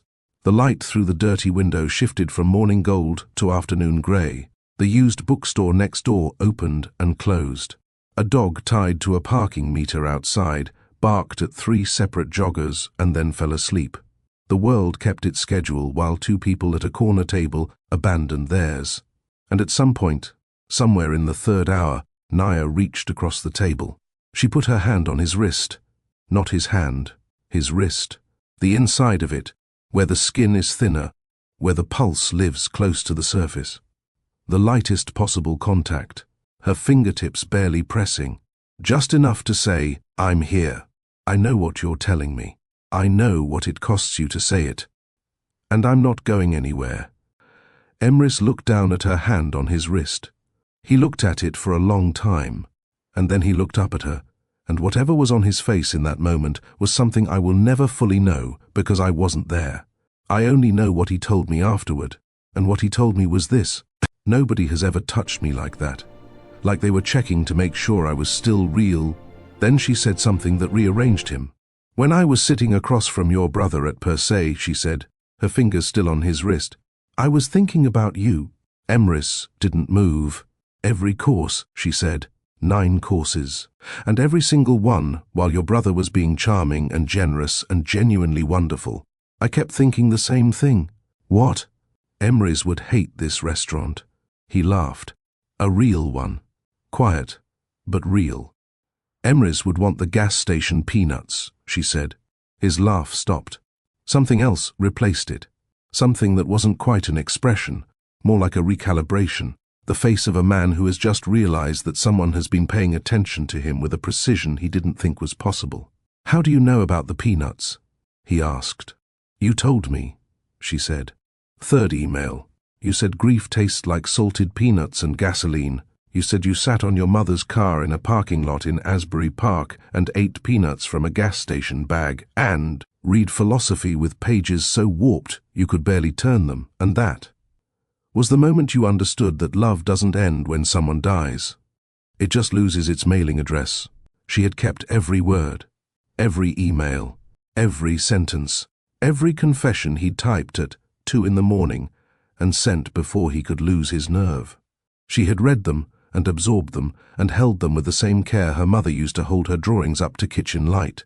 He'd been seen, not by a stranger in a Starbucks, not by a professor or a fund manager or a man in a glass-walled conference room who valued his algorithms, by a woman who remembered the peanuts, If this story is hitting you somewhere real right now, share it with someone who needs to hear it. And drop a comment, because I genuinely want to know, do you think Emrys should have told her the truth right there? About the money, about everything? Or was he right to protect what they had for just a little longer? Tell me your take. I want to hear it. He almost told her. I know because he told me later, in his apartment, pacing between the desk and the window with a restlessness I'd never seen in him before. He said the words were right there, right behind his teeth. The money, the fund, the acquisition, the number that had changed his gravitational field while he continued to wear the same 4 flannels and eat peanut butter from a jar. He said he opened his mouth. He said he looked at her face. And he couldn't do it. Not because he was afraid of her reaction, not because he thought she'd be angry or betrayed or any of the things she would, eventually, have every right to feel. He couldn't do it because of what he saw in her eyes at that moment. She was seeing him, just him, the flannel, the man who remembered ceiling joists and wrote emails about urban planning at 2 in the morning and grieved his mother with salted peanuts in a parking lot. She was looking at him the way her mother looked at her drawings, like he was something worth holding up to the light. And he was terrified that the money would change everything, that the moment she knew, the signal would shift, that she would start to wonder, consciously or not, whether the man she'd fallen in love with was actually the man in the flannel or the man behind the number, that the question would live in every interaction from that point forward, quiet but corrosive, like moisture inside a wall, invisible until the damage was done. If he told her now, she'd never be able to unknow it. She'd never be able to look at him without the number hovering somewhere in her peripheral vision. He'd watched it happen to Stellan his whole life. The way people's eyes changed when they calculated his net worth. The way every interaction became a transaction, even the ones that pretended not to be. He didn't want that with Naya. He wanted to exist in the space before the number, in the room where the only currency was attention and the only value was presence. So he swallowed the truth. He kept the wall standing. Back in the coffee shop, with the truth safely locked behind his teeth, Emrys said the other thing, the brave thing, the thing that wasn't about money, but was about something equally terrifying. I'm terrified, he said. Naya's hand was still on his wrist. She didn't remove it. She didn't tighten her grip either. She just stayed, present, the kind of silence that isn't empty. Of what? She asked. Of what this will do to my brother. Of what it means that I don't care enough to stop. He said it like a confession offered in a room without a priest, like a man kneeling before the only altar he believed in and admitting that his faith had conditions. He loved his brother. He loved Naya. And the two loves had become mutually exclusive in a way that no amount of structural analysis or algorithmic modeling could resolve. He stopped calling me, Emrys said. A month ago. The calls just stopped, and I know why. He knows, or he suspects, or he feels it, the way you feel a pressure change before weather arrives. And I should have called him. I should have said something. I should have been honest. Why didn't you? Because honesty would have required me to choose, and I wasn't ready to choose. And now I've chosen without choosing, which is worse because at least a decision has the dignity of intention. What I did was drift. I drifted toward you, and I told myself the current was carrying me, and I pretended I didn't have a paddle. Naya was quiet for a moment. Do you want to stop? She asked.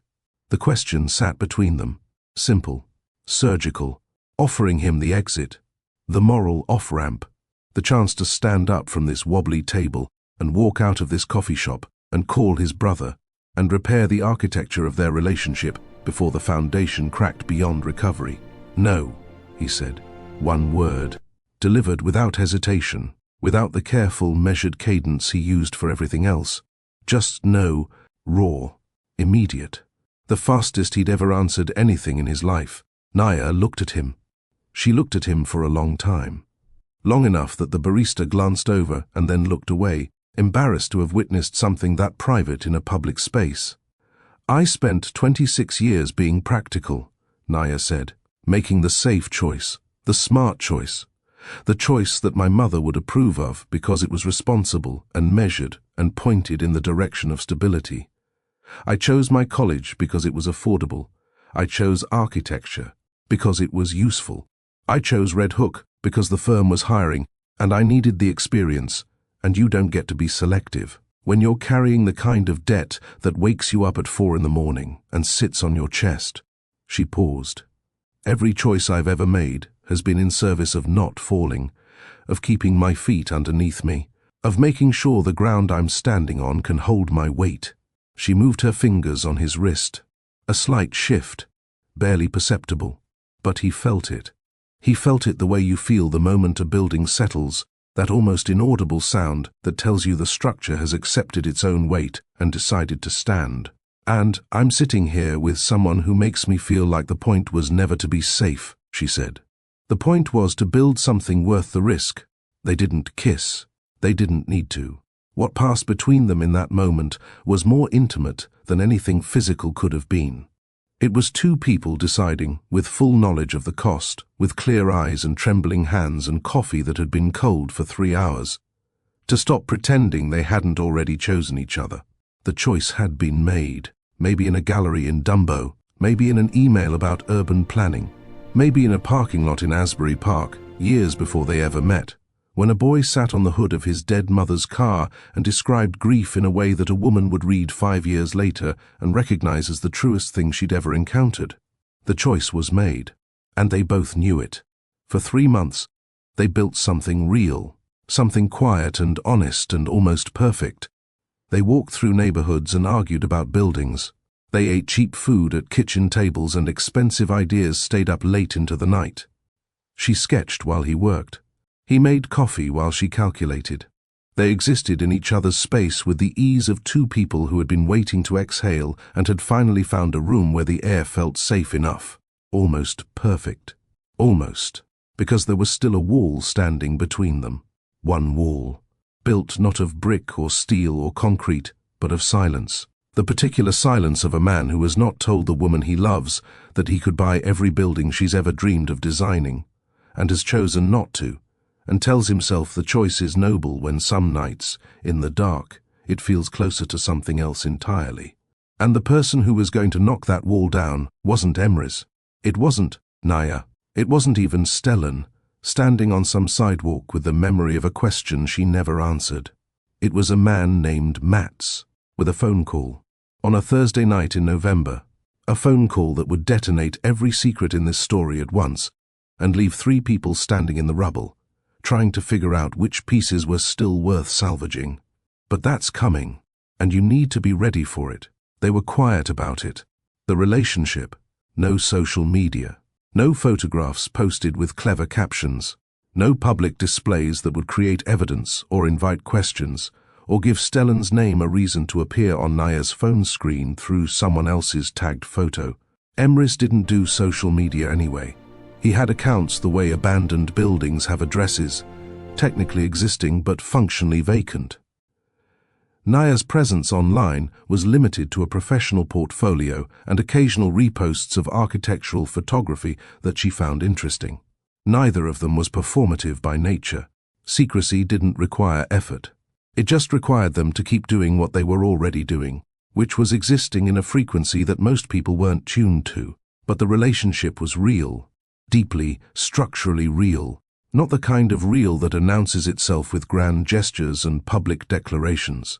The kind of real that shows up at 7 in the morning with coffee and stays until midnight arguing about setback requirements for mixed-use zoning. Naya was working on something new, a proposal for an affordable housing development in the Rockaways. Post-Sandy reconstruction had left gaps in the neighborhood, vacant lots where houses used to stand, and the city had been cycling through proposals for years without committing to anything that prioritized the people who actually lived there over the developers who saw opportunity in their displacement. Naya's design was different. It started with the residents. She'd spent weekends in the Rockaways talking to families, to shop owners, to elderly couples who'd lived on the same block for 40 years and watched their neighborhood get destroyed by water and then again by indifference. She designed around their answers, around their needs, around the architecture of their daily lives rather than the architecture of maximum profit. It was the best work she'd ever done. Emrys stayed up until 3 in the morning reviewing her site analyses. Not because he understood architecture. He didn't. He could identify a compromised joist and discuss load distribution with enough fluency to surprise a professional. But the actual discipline of designing buildings, the material specifications, the environmental impact assessments, the regulatory frameworks, that was her territory. He was a tourist there, and he knew it, but he understood her. He understood that her work was the most fluent language she spoke, that when she drew a line on paper or adjusted a measurement on screen, she was saying something about who she was and what she believed, and what kind of world she thought people deserved to live in. Reading her site analyses wasn't about the data. It was about listening to her in the language where she was most fully herself. So he read, page after page, soil reports and drainage studies and wind load calculations that made his eyes blur. He asked questions that weren't quite the right questions, and she answered them with a patience that wasn't condescending, and in the space between his curiosity and her expertise, something grew. A collaboration that didn't have a name. A partnership that existed in the margins of their individual work. She would sketch at his desk while he ran his algorithms on the monitors behind her.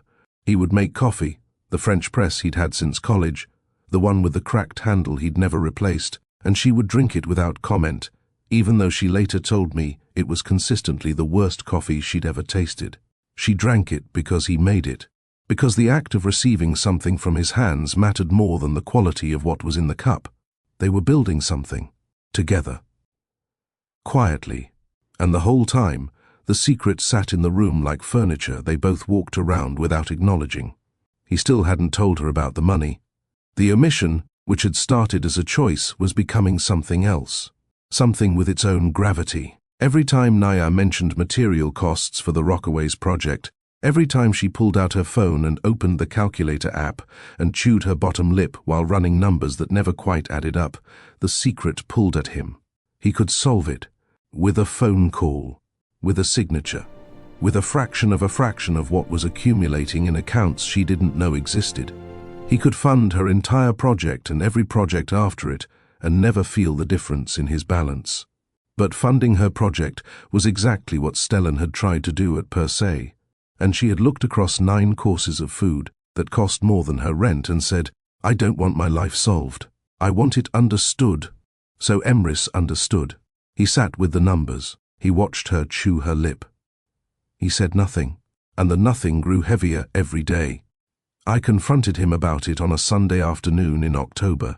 6 months since the gallery party. 3 months since Carroll Gardens. We were in his apartment. The monitors were on. Naya's site analyses were pinned to a corkboard she'd brought over the previous week, and the sight of her work on his wall, the physical evidence of their entanglement, made the conversation feel more urgent. You have to tell her, I said. I know, he said. It's going to feel like a lie the longer you wait. I know that too. Then why? Because she sees me, Cass. Just me. Not a number, not a solution, not a resource to be calculated or leveraged or factored into her plans. She sees the guy in the flannel who makes terrible coffee and stays up until 3, reading her drainage reports because he wants to understand what she's building. In my family, your value was measured by what you could provide, what you produced, what you brought to the table. She just wants me in the room. I understood. I hated that I understood. I wanted to be the friend who stood firm, who drew the line, who said this is wrong, and you know it with enough conviction to make him pick up the phone and call Naya and say the words that needed to be said. But I understood, because I'd watched Emrys be invisible his entire life. I'd watched Uncle Mats look through him at family dinners like he was a window with a disappointing view. I'd watched Stellan absorb every drop of attention in every room they shared, while Emrys stood in the corner with his club soda and his calculations and his quiet, devastating ability to see what nobody else could see. I'd watched him build something extraordinary in a 1-bedroom apartment in Jersey City while his brother collected magazine covers, and I'd watched the world confirm, over and over, that volume mattered more than value. And now, for the first time, someone loved him without a price tag. Without a balance sheet, without the implicit transaction that had governed every relationship in the Lindstrom family for as long as either of us could remember. Naya loved Emrys because of the peanuts and the parking lot, and the emails at 2 in the morning. She loved him because he noticed ceilings before he noticed people. She loved him because his silence wasn't empty. And he was terrified that the money would change the frequency, that the moment she knew, she would start to wonder, consciously or not, whether the man she'd fallen in love with was actually the man in the flannel, or the man behind the number. That the question would live in every interaction from that point forward, quiet but corrosive, invisible until the damage was done. He knew I was right. He knew it the way you know a storm is coming. You feel it in the pressure change, in the way the air goes thick and still, in the strange quality of the light that tells you something massive is forming just beyond the horizon and heading your direction with a momentum that doesn't care about your preferences. He felt it coming. And he wasn't wrong. The storm came, but not the one either of us expected. It didn't come from Naya finding a bank statement. It didn't come from a journalist connecting dots. It didn't come from Stellan piecing together the timeline of emails and coffee dates and borrowed flannels. It came from a phone call. On a Thursday night in November, from a man who hadn't spoken to Emrys in months and wouldn't have called now if desperation hadn't made his hands dial a number his pride had deleted. Uncle Matt's. And what he said in those 4 minutes would rip the doors off every room Emrys had been hiding in and expose every secret to the same devastating light at the same devastating moment. But I'm getting to that now, and you need to be ready, because what happened in Naya's apartment that Thursday night is the reason Emrys called me at 11:47, breathing into the phone. It's the reason a woman looked at the man she loved, like he was someone she'd never met. It's where everything came apart. November, a Thursday. The kind of November evening where the city pulls its collar up and the sky goes dark by 4:30 and everything feels like it's bracing for something. Emrys was at Naya's apartment. 5th floor walk-up in Bed-Stuy, the one with a converted dining room for a bedroom and the curtain instead of a door, and the fire escape that overlooked a courtyard where someone was always playing music too loud from a speaker. She'd cooked dinner, rice and beans, too much cumin. She knew it was too much cumin because Emrys ate it without comment, and the absence of comment from a man who had opinions about ceiling joists and philosophy and the structural integrity of converted industrial buildings was, in itself, a review. "It's too much cumin," she said. "It's perfect," he said. "You're a terrible liar." "I know. That's how you know I'm not lying." She threw a dish towel at him. He caught it without looking up from his plate, which was a small, insignificant moment that neither of them would remember later, but that I'm including here because it was the last normal moment they had. The last moment where the architecture of their life together was still standing, still intact, still holding the weight of two people who had decided to stop pretending. After dinner, they went out to the fire escape. It was cold. She wrapped a blanket around both of them, one of those heavy woven blankets her mother had given her when she moved out, and they sat on the metal grating and looked out at the skyline. "Buildings look more honest from the outside," Naya said. She said it casually. An observation, an architect making a note about her own profession. But the words landed differently than she intended, and neither of them knew it yet. The phone rang at 8:47 p.m., Emrys's phone, face down on the kitchen counter next to a pot of over-seasoned rice. The screen lit up, and the vibration rattled against the surface, and the name on the screen was one that hadn't appeared there in months. Mats Lindström. Emrys stared at it through the window from the fire escape. Naya felt him shift, felt the change in his body, the subtle tensing, the way his breathing altered by 1 degree, barely enough to measure, but enough for her to notice, because she noticed everything about him, the way he noticed everything about ceilings. "Who is it?" she asked. "My uncle. You should get it." He didn't move for 2 rings. 3. On the 4th, he climbed back through the window and picked up the phone and said Mats in a voice that was careful, neutral, offering nothing. Naya stayed on the fire escape. She told me later that she didn't mean to listen, that she tried to give him privacy, that she looked at the skyline and counted windows in the building across the courtyard and attempted to think about her Rockaway's proposal. But the apartment was small, the walls were thin, and Emrys's voice, normally so controlled, so measured, so architecturally precise in its emotional construction, started to change. She couldn't hear Mats's words, but she could hear the silence between Emrys's responses, and the silences were getting longer and heavier and shaped like something she'd never encountered in him before. 4 minutes. She timed it on her phone, not consciously. She glanced at the clock when the call started and glanced again when it ended, and the difference was 4 minutes. 4 minutes to detonate a family. Emrys hung up the phone and stood in Naya's kitchen with his back to the fire escape window. He didn't move. He didn't speak. He stood there the way buildings stand after an earthquake, still vertical, still technically intact, but with something fundamentally altered in the structure that wouldn't become visible until someone looked closely enough. Naya climbed back inside. She left the blanket on the fire escape. The cold followed her through the window. "What happened?" she asked. He told her. Mats's company was insolvent, not struggling, not going through a rough quarter, not experiencing the kind of temporary downturn that gets resolved with a refinancing package and some uncomfortable conversations with creditors. Insolvent. The losses had been hidden for 2 years. Mats had been moving money between entities, covering shortfalls with short-term debt, selling assets quietly to meet payroll, doing everything a man does when the building is already falling, and he's trying to catch the bricks one at a time with his bare hands. Stellan didn't know.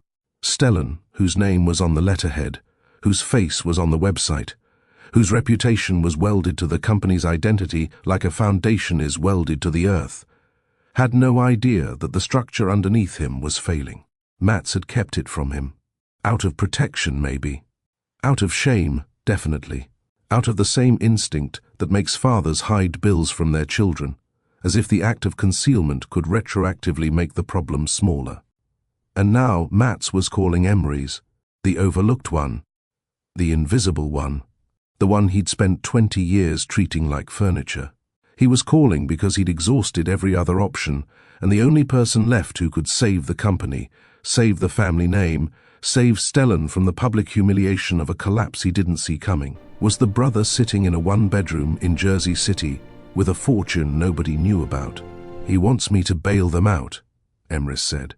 His voice was flat, clinical, the same tone he'd used years ago in the hospital hallway when he said he can't about Stellan's absence.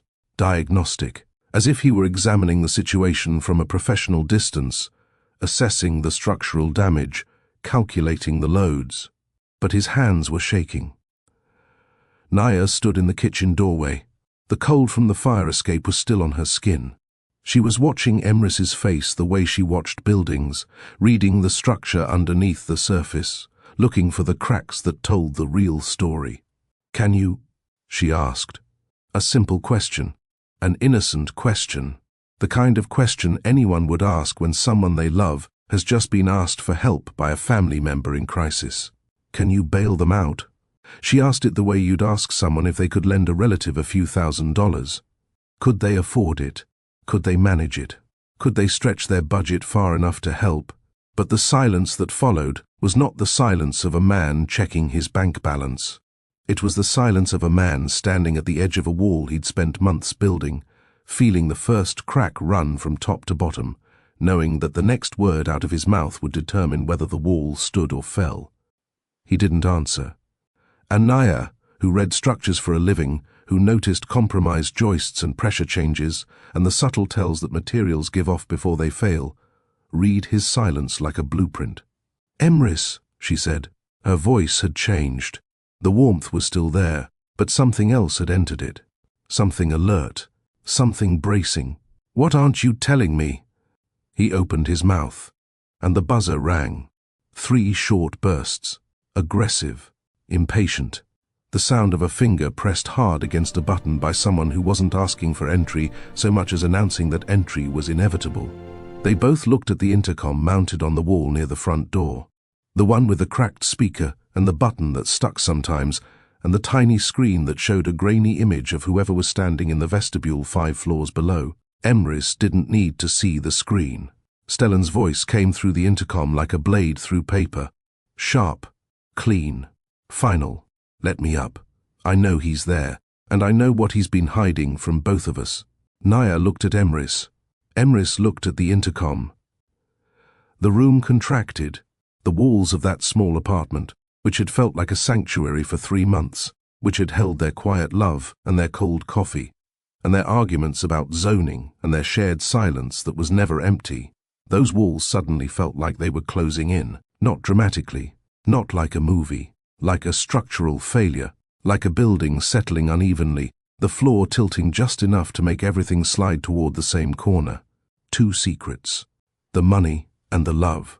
They had been living in separate rooms, behind separate doors, managed with separate strategies, and now Stellan's voice through a cracked intercom speaker had blown both doors open at the same time. Emrys turned to Naya. "I need to tell you everything," he said. His voice was urgent in a way she'd never heard from him. Emrys didn't do urgent. Emrys did measured. Emrys did careful. Emrys did the verbal equivalent of reinforced concrete, steady, and able to hold under pressure. But this was not that. This was a man watching the structure come down around him and trying to save the one thing that mattered before the debris reached it. "But I need you to know that every single thing I've ever said to you was true. The emails, the peanuts, the parking lot, everything I've told you about who I am and what I feel and why you matter to me. That's real. Whatever else you're about to learn, that is real." The buzzer rang again. Longer. Angrier. A sustained note that filled the apartment like an alarm. Naya's face was doing something Emrys had never seen before. Something that was happening in layers, the way structural damage happens in layers. Surface cracks first, then deeper fractures, then the slow, sickening shift of weight from one support to another as the compromised element gives way. Love was still there. He could see it.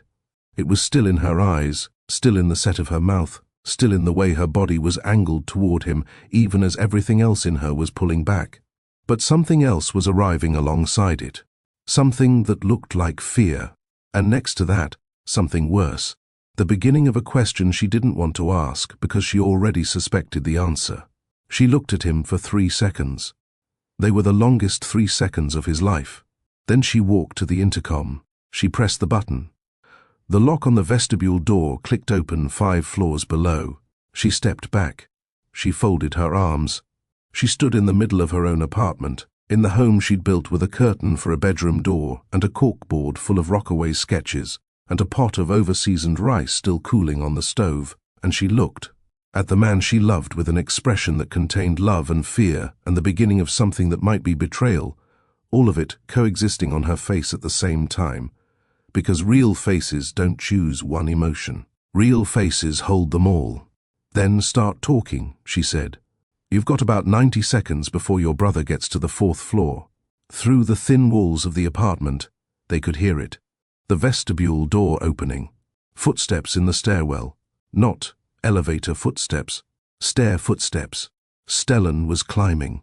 Taking the stairs because the elevator in Naya's building was slow and unreliable, and he was not a man who waited for things that moved at a pace he couldn't control.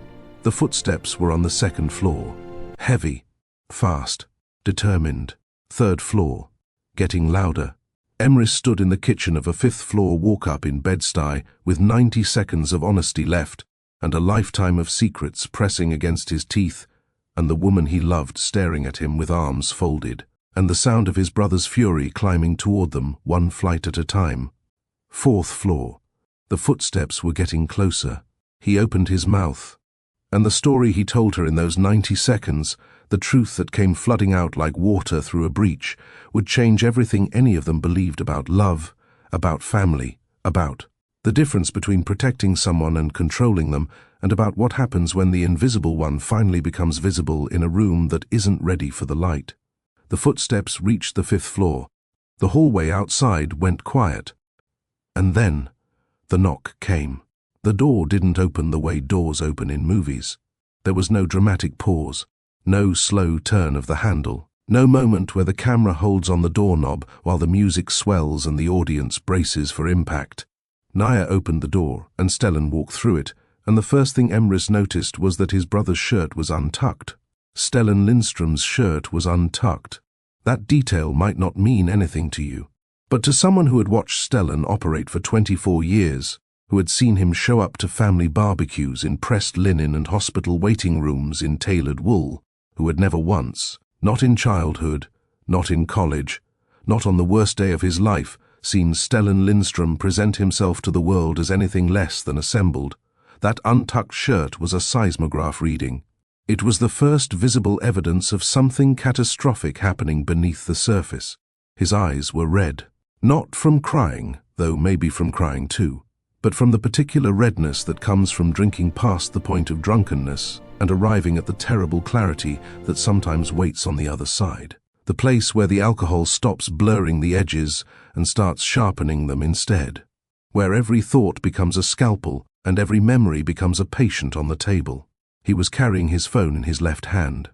His grip on it was so tight that the tendons in his wrist stood out like cables. He didn't look at Naya.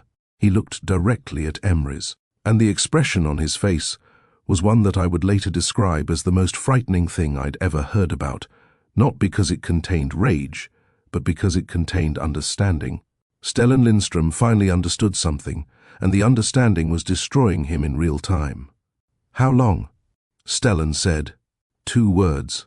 No greeting, no preamble, no carefully constructed opening designed to establish control of the conversation. Stellan had always been a man who entered rooms and organized them around himself. Tonight, he entered a room and detonated inside it. "Stellan," Emrys started, "how long have you been worth more than me?" The question filled the apartment. It pressed against the thin walls and the curtained door and the fire escape window that was still open, letting November air pour into the room like a witness that refused to leave. Emrys didn't answer immediately, not because he didn't know the answer, because he was calculating, running the numbers the way he always did, assessing the structural load of every possible response, trying to find the one that bore the weight without collapse. "How did you—" "Mats called me," Stellan said, 20 minutes ago, right after he called you. But his call to me wasn't asking for a bailout. His call to me was a confession. Stellan's voice was steady, terrifyingly steady, the kind of steady that requires enormous effort to maintain, like a man holding a door closed against a flood and speaking calmly while the water rises behind him. "He told me everything," Stellan said. "The fund, the acquisition, the subsidiary, the numbers. He told me my little brother could buy his company 3 times over and have enough left to buy mine. He told me you've been sitting on this for over a year." Stellan paused. "Over a year, Emrys." The word year landed like a hammer on glass. Clean. Final. The kind of impact that doesn't just break something but changes its molecular structure so it can never be reassembled into what it was before. Naya was standing near the kitchen doorway. Her arms were folded. Her eyes were moving between the 2 brothers the way they moved when she was assessing a structure, rapidly, precisely, cataloguing every crack, every shift, every point of failure. She didn't speak. This wasn't her moment yet. She knew that. She could feel the weight of whatever was about to happen between these 2 men, and she understood, with the instinct of someone who had spent her life studying how buildings hold and how they fall, that interrupting this load transfer would only accelerate the collapse. So she stood, and she watched. Stellan took 2 steps closer to Emrys. They were standing 6 feet apart now. In Naya's small apartment, 6 feet felt like nothing, like the distance between one side of a fracture and the other. "How long?" Stellan asked again. "How long have you been watching me struggle with the company, calling you at 2 in the morning, pouring my guts out about pressure and responsibility and the weight of carrying everything Mats put on me?" His voice cracked on the word everything, just slightly, just enough to reveal that underneath the terrible clarity, underneath the steady tone and the rigid posture and the white-knuckle grip on his phone, Stellan Lindström was experiencing something he had almost no practice with. Grief. Not the grief of losing a parent. He'd already failed that test. This was different. This was the grief of losing a story. The story he'd told himself about his own life, about his place in the family, about the balance between the 2 brothers. The story where he was the successful one and Emrys was the quiet one, and the roles were fixed, and the hierarchy was clear, and the world made sense. That story was gone. Mats had killed it with a phone call, and Stellan was standing in its ruins.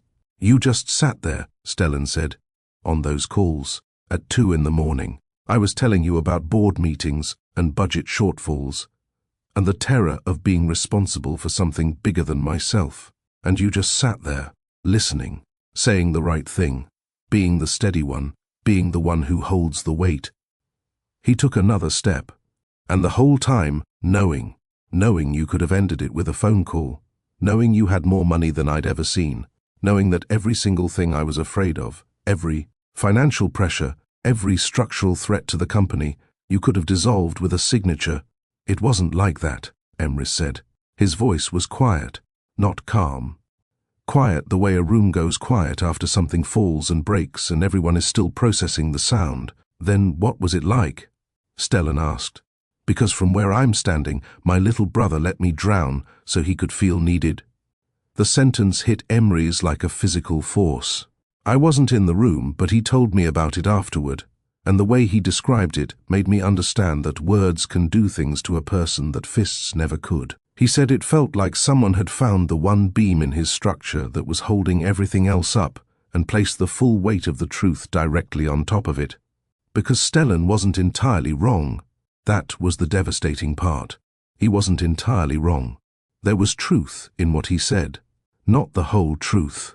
Not the complete, nuanced, complicated truth that accounted for Emrys's fear of being reduced to a number and his terror of losing anonymity and his genuine, legitimate desire to be valued for something other than his resources. But enough truth to draw blood.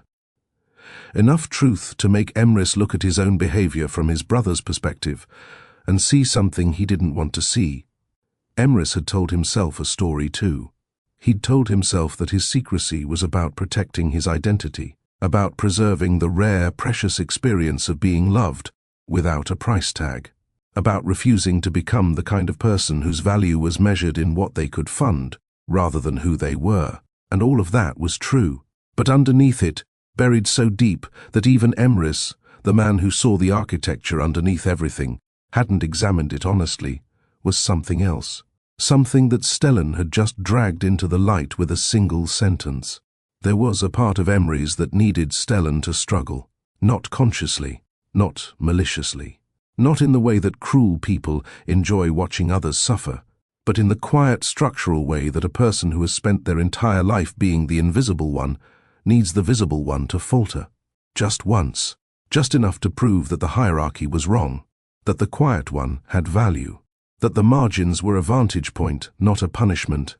He needed Stellan to call at 2 in the morning because those calls were evidence. Evidence that the polished, magnetic, room-commanding older brother was incomplete. That underneath the Range Rover and the Hudson Yards condo and the magazine covers, Stellan was missing something that Emrys had. And as long as those calls kept coming, Emrys could tell himself that the imbalance between them wasn't real, that it was cosmetic, that the foundations were on his side of the building.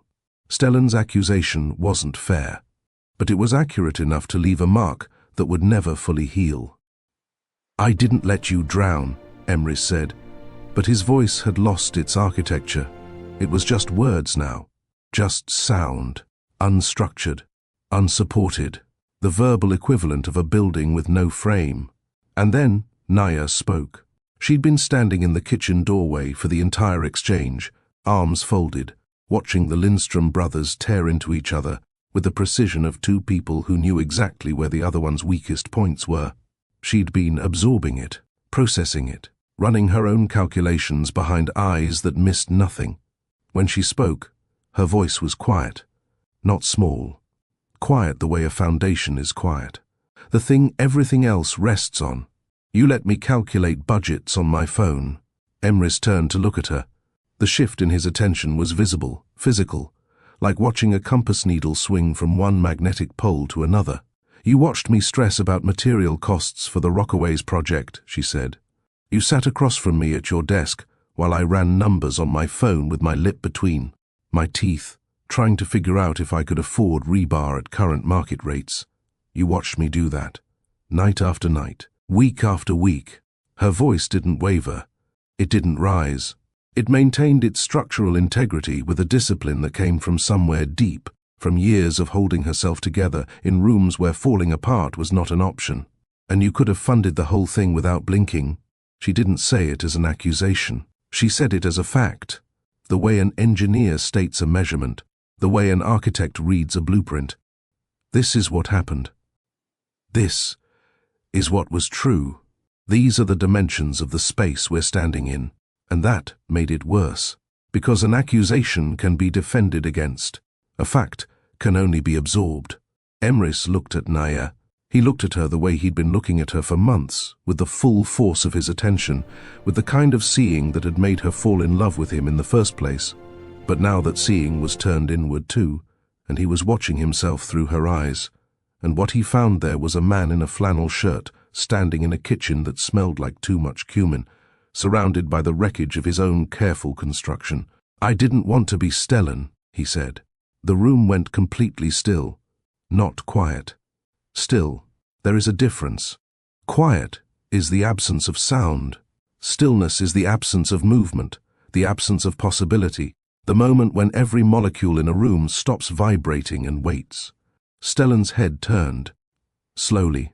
The way a man turns when he's been hit from a direction he didn't expect, when the blow comes not from in front of him but from the side, from the blind spot, from the one angle he wasn't guarding. Naya's arms tightened across her chest. "I didn't want to be the man who offers to solve everything," Emrys said. "The man who sits across from you at an expensive restaurant and says, 'I could fund that like it's a love letter.' The man who turns every act of care into a transaction because he doesn't know any other way to say 'I see you.'" He was looking at Naya, but he was talking about Stellan, and everyone in the room knew it. The words hung in the air between the three of them. Visible, undeniable, as structurally significant as any element in any building Anaya had ever studied. "I kept the money hidden because I wanted you to love me the way you never loved him, for the silence, for the presence, for the man, not the resources. And I told myself that was noble. I told myself I was protecting what we had." He paused. "But I was also making sure I wasn't him." Stellan stood perfectly still, his untucked shirt, his red eyes, his phone gripped like a lifeline in his left hand. He stood in Naya's apartment, in the home of a woman who had sat across from him at Per Se and told him she needed silence. And he listened to his younger brother define his entire approach to love as the thing to be avoided. The cautionary tale, the version of caring that was too loud, too generous, too much. The example of what love looks like when it tries to be useful instead of true. "So I'm the cautionary tale," Stellan said. His voice was barely above a whisper. Not because he was trying to be dramatic, because that's all the volume he had left. The clarity that had carried him up 5 flights of stairs and through the door and into this confrontation was running out, and what was replacing it was something raw, something that didn't have a name yet, but lived in the space between humiliation and heartbreak. "I'm the version of love you were trying not to be." Emrys had no answer. Because Stellan was right, and Stellan being right was the most devastating thing that had happened in this story. Not because it invalidated everything Emrys felt for Naya, not because it proved his love was fake, or his motives were corrupt, or his secrecy was purely strategic. None of that was true. It was devastating because it revealed that Emrys's love for Naya had been built, in part, on a foundation of opposition. He loved her his way because his way was not Stellan's way. He chose silence because Stellan chose noise. He chose invisibility because Stellan chose spectacle. He defined himself in the negative space of his brother's outline, and the outline was standing right in front of him, breathing, bleeding, asking to be seen as more than a warning. Nobody moved for what felt like a full minute. 3 people in a small apartment in Bed-Stuy, a pot of over-seasoned rice on the stove, a fire escape window still open to the November cold, Rockaway's sketches pinned to a corkboard on the wall. The remnants of a life that had been built carefully, quietly, honestly, and was now standing in the middle of its own debris. Stellan looked at Emrys one more time. Then he looked at Naya. Something passed between them, between Stellan and Naya, that Emrys couldn't read. A moment of shared understanding between 2 people who had both, in different ways, been on the receiving end of Emrys's careful architecture. 2 people who had both been managed by his silence. 2 people who had both loved him and been kept at a distance by a man who saw everything except the walls he was building around himself. Stellan nodded. Once. It wasn't forgiveness. It wasn't acceptance. It was acknowledgement. The kind of nod a man gives when he's finished processing the available information and has decided that standing in this room for one more second will cost him something he can't afford to lose. He turned and walked toward the door. He didn't slam it. He didn't pause for a final word.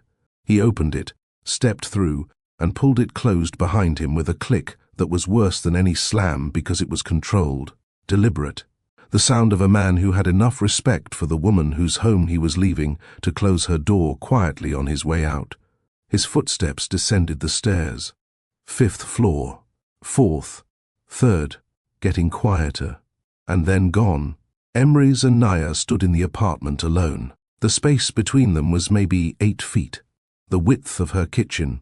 The distance from the stove to the doorway where she was standing, with her arms still folded and her face still holding every emotion at once, love and fear, and the beginning of something that had been forming since the moment she asked, "Can you?" and read his silence like a blueprint. "Naya," he said. "Don't," she said, not harshly, not coldly, with the exhaustion of someone who has just watched a structure fail and knows that the cleanup will take longer than the collapse. "I need you to understand." "I understand," she said. "That's the problem. I understand everything. I understand why you hid it. I understand the family. I understand the invisibility. I understand what it meant to you to be, loved without a number attached to your name. I understand all of it, Emrys. And it still doesn't change what you did." She unfolded her arms. She pressed her palms flat against the doorframe on either side of her, and the gesture looked structural, like she was holding the doorway up, like if she let go the frame would buckle. "You decided for me," she said. "You decided what I could handle, what I deserved to know, what version of you I was allowed to love. And you made that decision every single day for 3 months without asking me, without trusting me, without giving me the chance to prove that the money wouldn't have changed anything. Would it have?" he asked. And the question was genuine, raw. The voice of a man who truly didn't know the answer and was terrified of both possibilities. "I don't know," she said.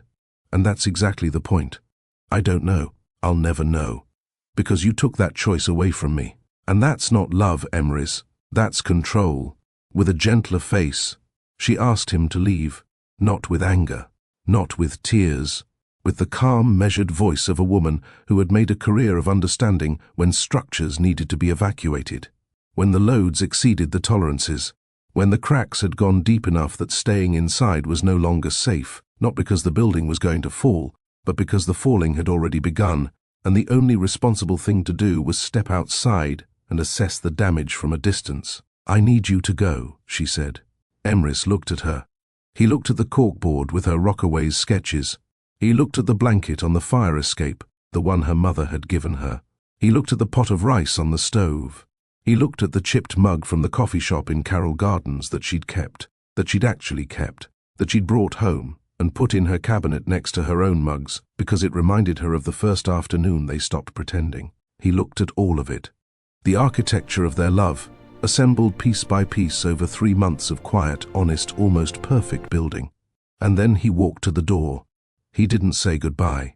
He didn't make a speech.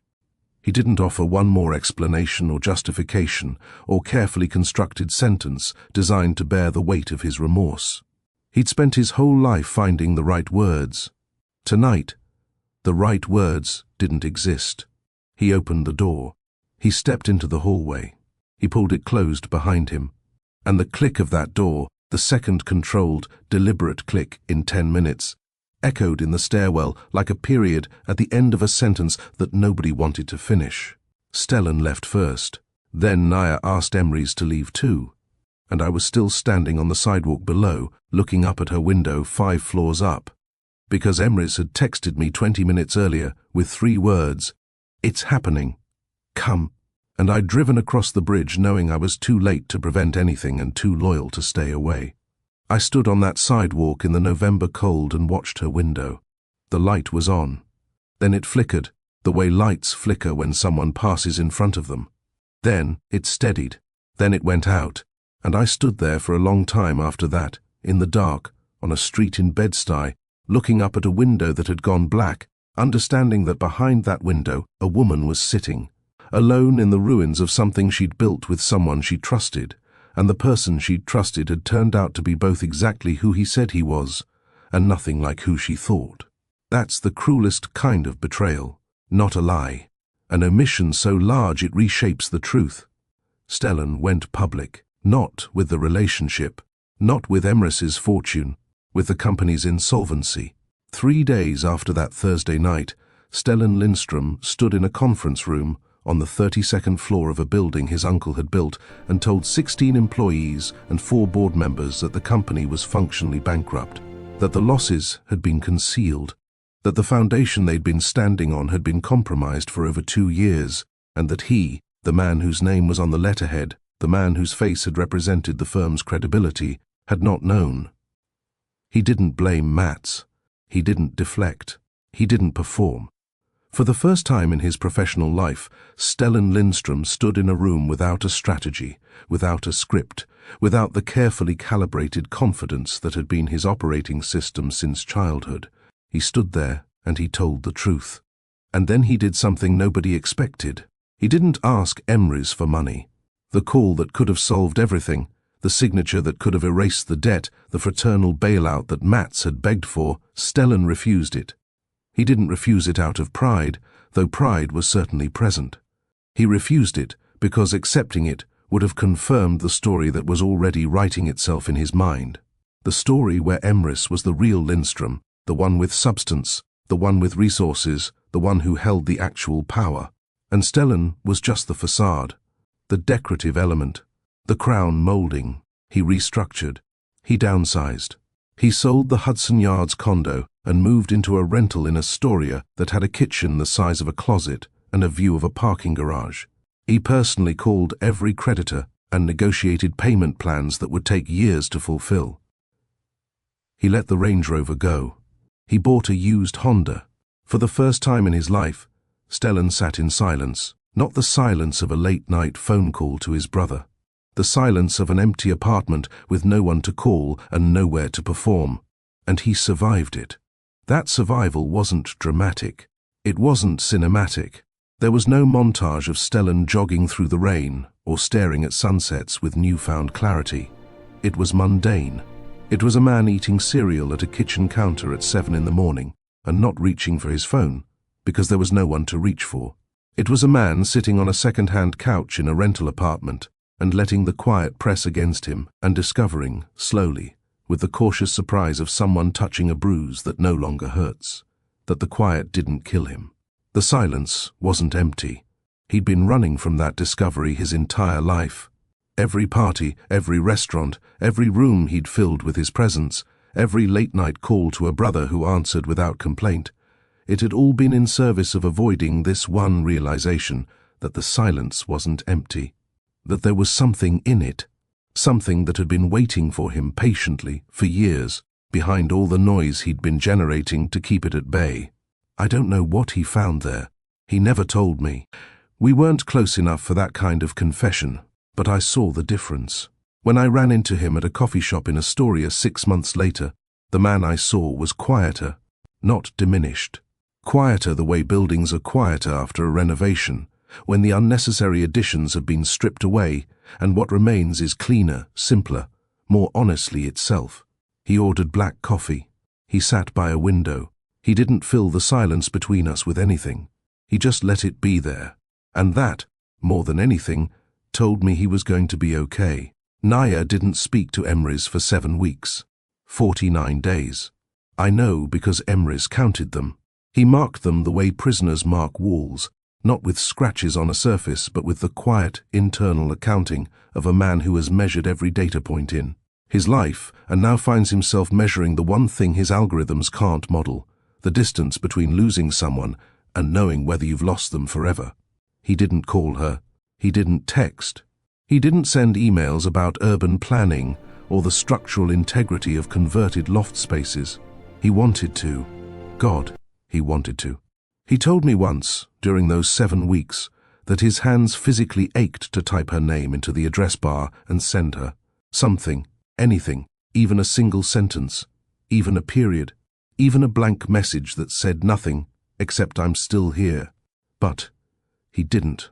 Because for the first time, Emrys Madigan applied his ability to see the architecture underneath things to a situation and determined that the essential element was not his presence. It was his absence. Naya needed him gone. Not forever, maybe, but for now. She needed the space to assess the damage without him standing in the middle of it, offering to help clean up the wreckage he'd created. So he waited. And on the 49th day, his phone rang. Naya said one thing. Not one sentence. One thing. A single, complete, architecturally precise statement that contained everything she'd been building during those 7 weeks of silence. Every calculation, every assessment, every late-night reckoning with the difference between what she'd been told and what she'd been allowed to know. "I don't care about the money," she said. "I never would have cared about the money. I care that you decided for me what I could handle. That's not love, Emrys. That's control with a gentler name."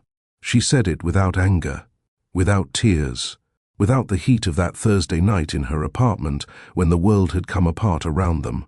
She said it with 7 weeks of distance and processing, and the hard, unglamorous work of examining her own feelings with the same rigor she applied to building plans. And Emrys heard her, really heard her, not the way he heard things normally, which was to listen, analyze, identify the structural truth, and file it away for future reference. He heard her the way Britta had tried to teach him to hear, with his whole self, without the protective layer of analysis, without the comfortable distance of turning everything into a pattern or a principle. He heard her, and for the first time in his life, he turned that ability, that gift, that sometimes curse of seeing the architecture underneath things, toward himself. He looked at his own construction. He examined his own foundations. He traced the lines of his own decisions, from the parking lot in Asbury Park, to the gallery in Dumbo, to the coffee shop in Carroll Gardens, to the apartment in Bed-Stuy, and he followed those lines all the way down to the base. And he didn't like what he found. He found a man who had turned invisibility into identity, who had made hiding into a home, who had used silence not just as protection, but as strategy, as architecture, as a way of controlling how much of himself anyone was allowed to see. He found a man who saw everything about everyone else and had spent decades avoiding the same examination of himself. The Rockaways Project. Naya built it, not with Emrys's money, not with Stellan's connections, not with the kind of funding that arrives with someone else's name attached and someone else's vision embedded in the fine print. She built it with a grant she wrote herself. 47 pages. 3 revisions, submitted to a community development fund that reviewed over 200 applications and selected 11. Hers was one of the 11, not because of who she knew, not because of who she dated, because the work was exceptional. She assembled a community partnership over 8 months. Residents from the Rockaways who had been waiting years for someone to ask them what they actually needed instead of telling them what they were going to get. Local contractors. A materials sourcing strategy that pulled reclaimed steel and salvaged wood from demolition sites across Brooklyn, giving old buildings new purpose inside new ones. The project was small. 12 units, 3 stories, a courtyard that faced south, so the light came in during winter, when people needed it most. A community room on the ground floor with windows that opened onto the street so the building and the neighborhood could see each other. It was imperfect. The timeline ran over, the budget strained. 2 of the reclaimed steel beams required modification that added costs she hadn't planned for. The courtyard pavers arrived in the wrong color, and she kept them anyway, because by that point, she'd learned something about imperfection that she hadn't known before. It was entirely hers. Every line, every decision, every compromise and adaptation and late-night recalculation. It was a building that existed because a woman raised by a mother who cleaned offices and held drawings up to kitchen light refused to let anyone else's resources define what she was capable of creating. Emrys eventually used his resources, but not the way anyone expected. There was no press conference, no naming rights, no foundation with his face on the website and his biography in the About Us section. No gala where donors in evening wear congratulated each other for their generosity, while waitstaff cleared plates that cost more than the hourly wage of the people the donations were supposed to help. He created anonymous funding streams for affordable housing initiatives across 3 states: New Jersey, New York, Connecticut. The money moved through legal structures so layered that tracing it back to a source would have required a forensic accounting team and a court order. No name was attached. No credit was taken. No magazine profile would ever connect the funding to a man in a flannel shirt who lived in Jersey City and cut his own hair. The invisibility he'd once used as armor, he now used as a vehicle. Not because he'd become noble, not because the confrontation in Naya's apartment had magically transformed him into a better person. Transformation doesn't work like that. It works slowly, painfully, through the accumulation of small choices that nobody sees, each one slightly more honest than the last. He used anonymity because he'd finally understood something about himself that Naya had tried to show him, and Stellan had tried to tell him, and Britta had probably known all along. Seeing everything isn't the same as understanding anything, not if you refuse to turn the lens around. The brothers, still fractured, that's the honest answer. If you're looking for the scene where Stellan and Emrys embrace on a bridge at sunset and strings swell and all is forgiven, I don't have that scene. It didn't happen. It may never happen. Some fractures don't heal. They stabilize. They become part of the structure. The building stands, but the crack is always there, visible if you know where to look. But this happened on a Tuesday in March, almost a year after the Thursday night that broke everything open. Stellan called Emrys. Emrys was at his desk. The 3 monitors were on. An algorithm was running. His phone buzzed, and Stellan's name appeared on the screen for the first time.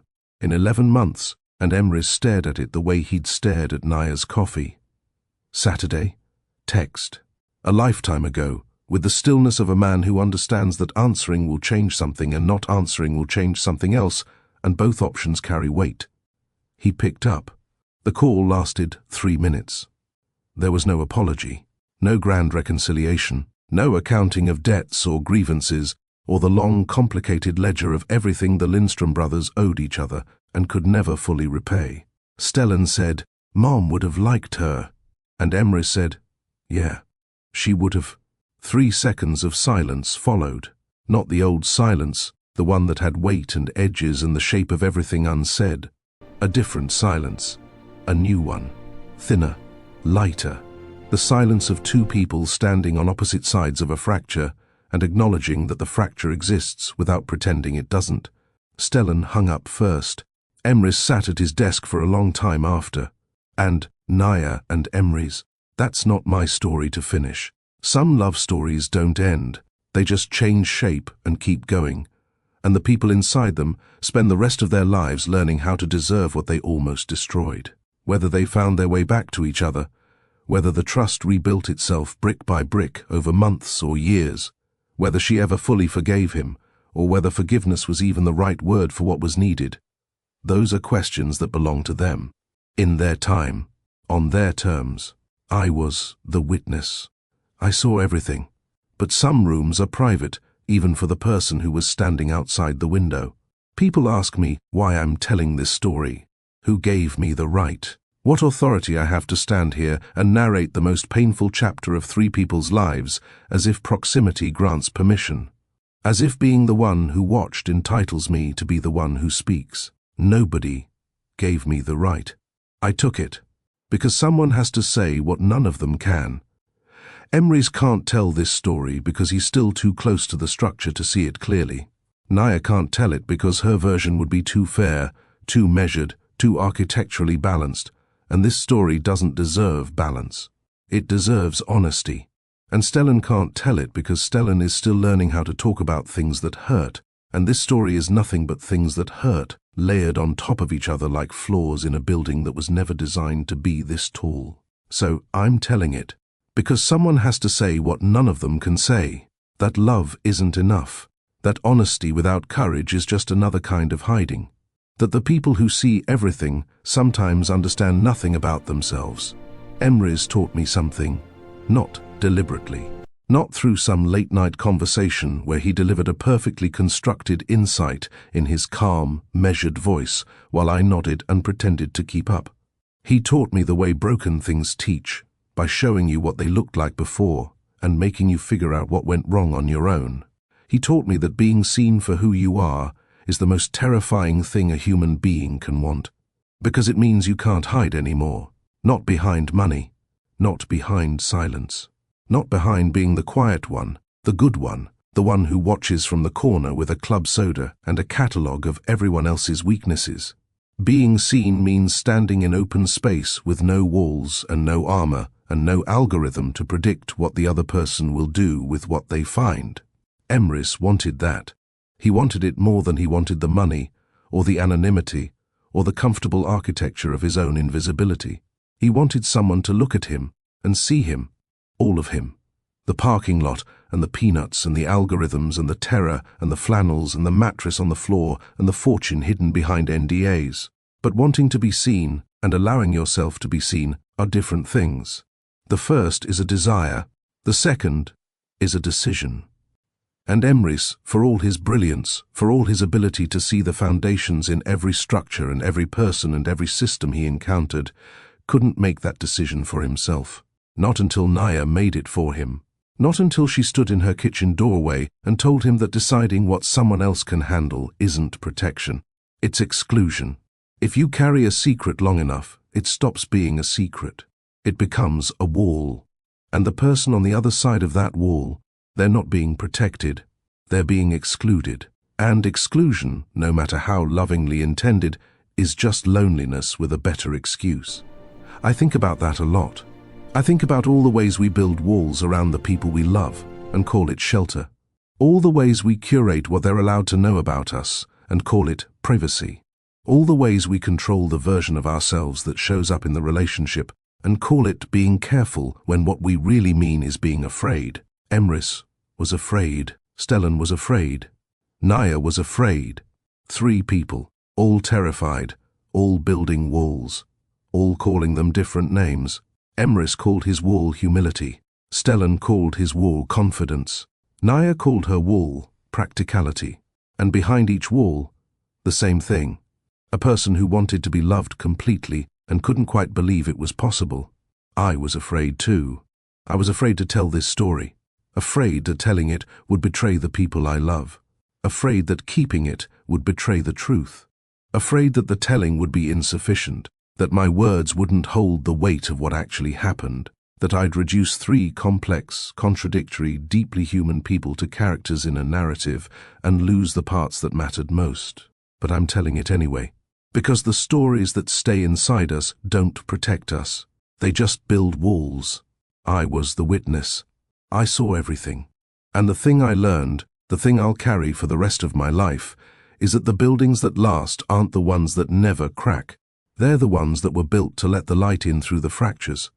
Britta knew that.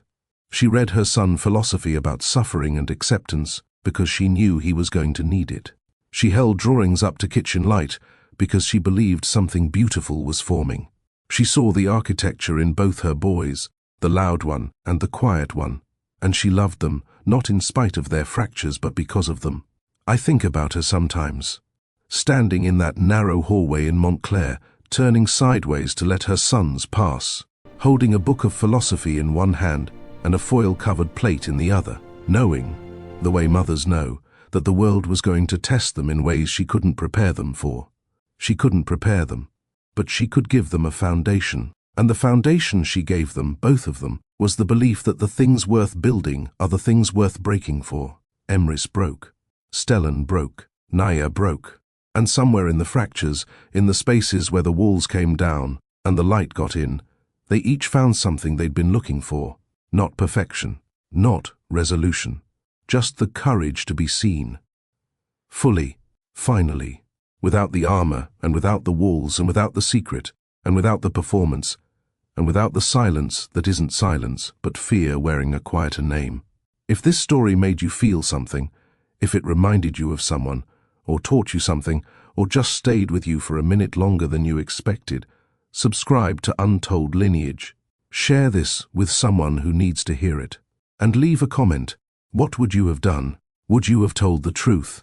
Or would you have held it close, the way Emery's did, hoping love could survive the weight of what you couldn't say? I'll be reading every single response. Until next time, remember, the stories that matter most are the ones no one thought to tell.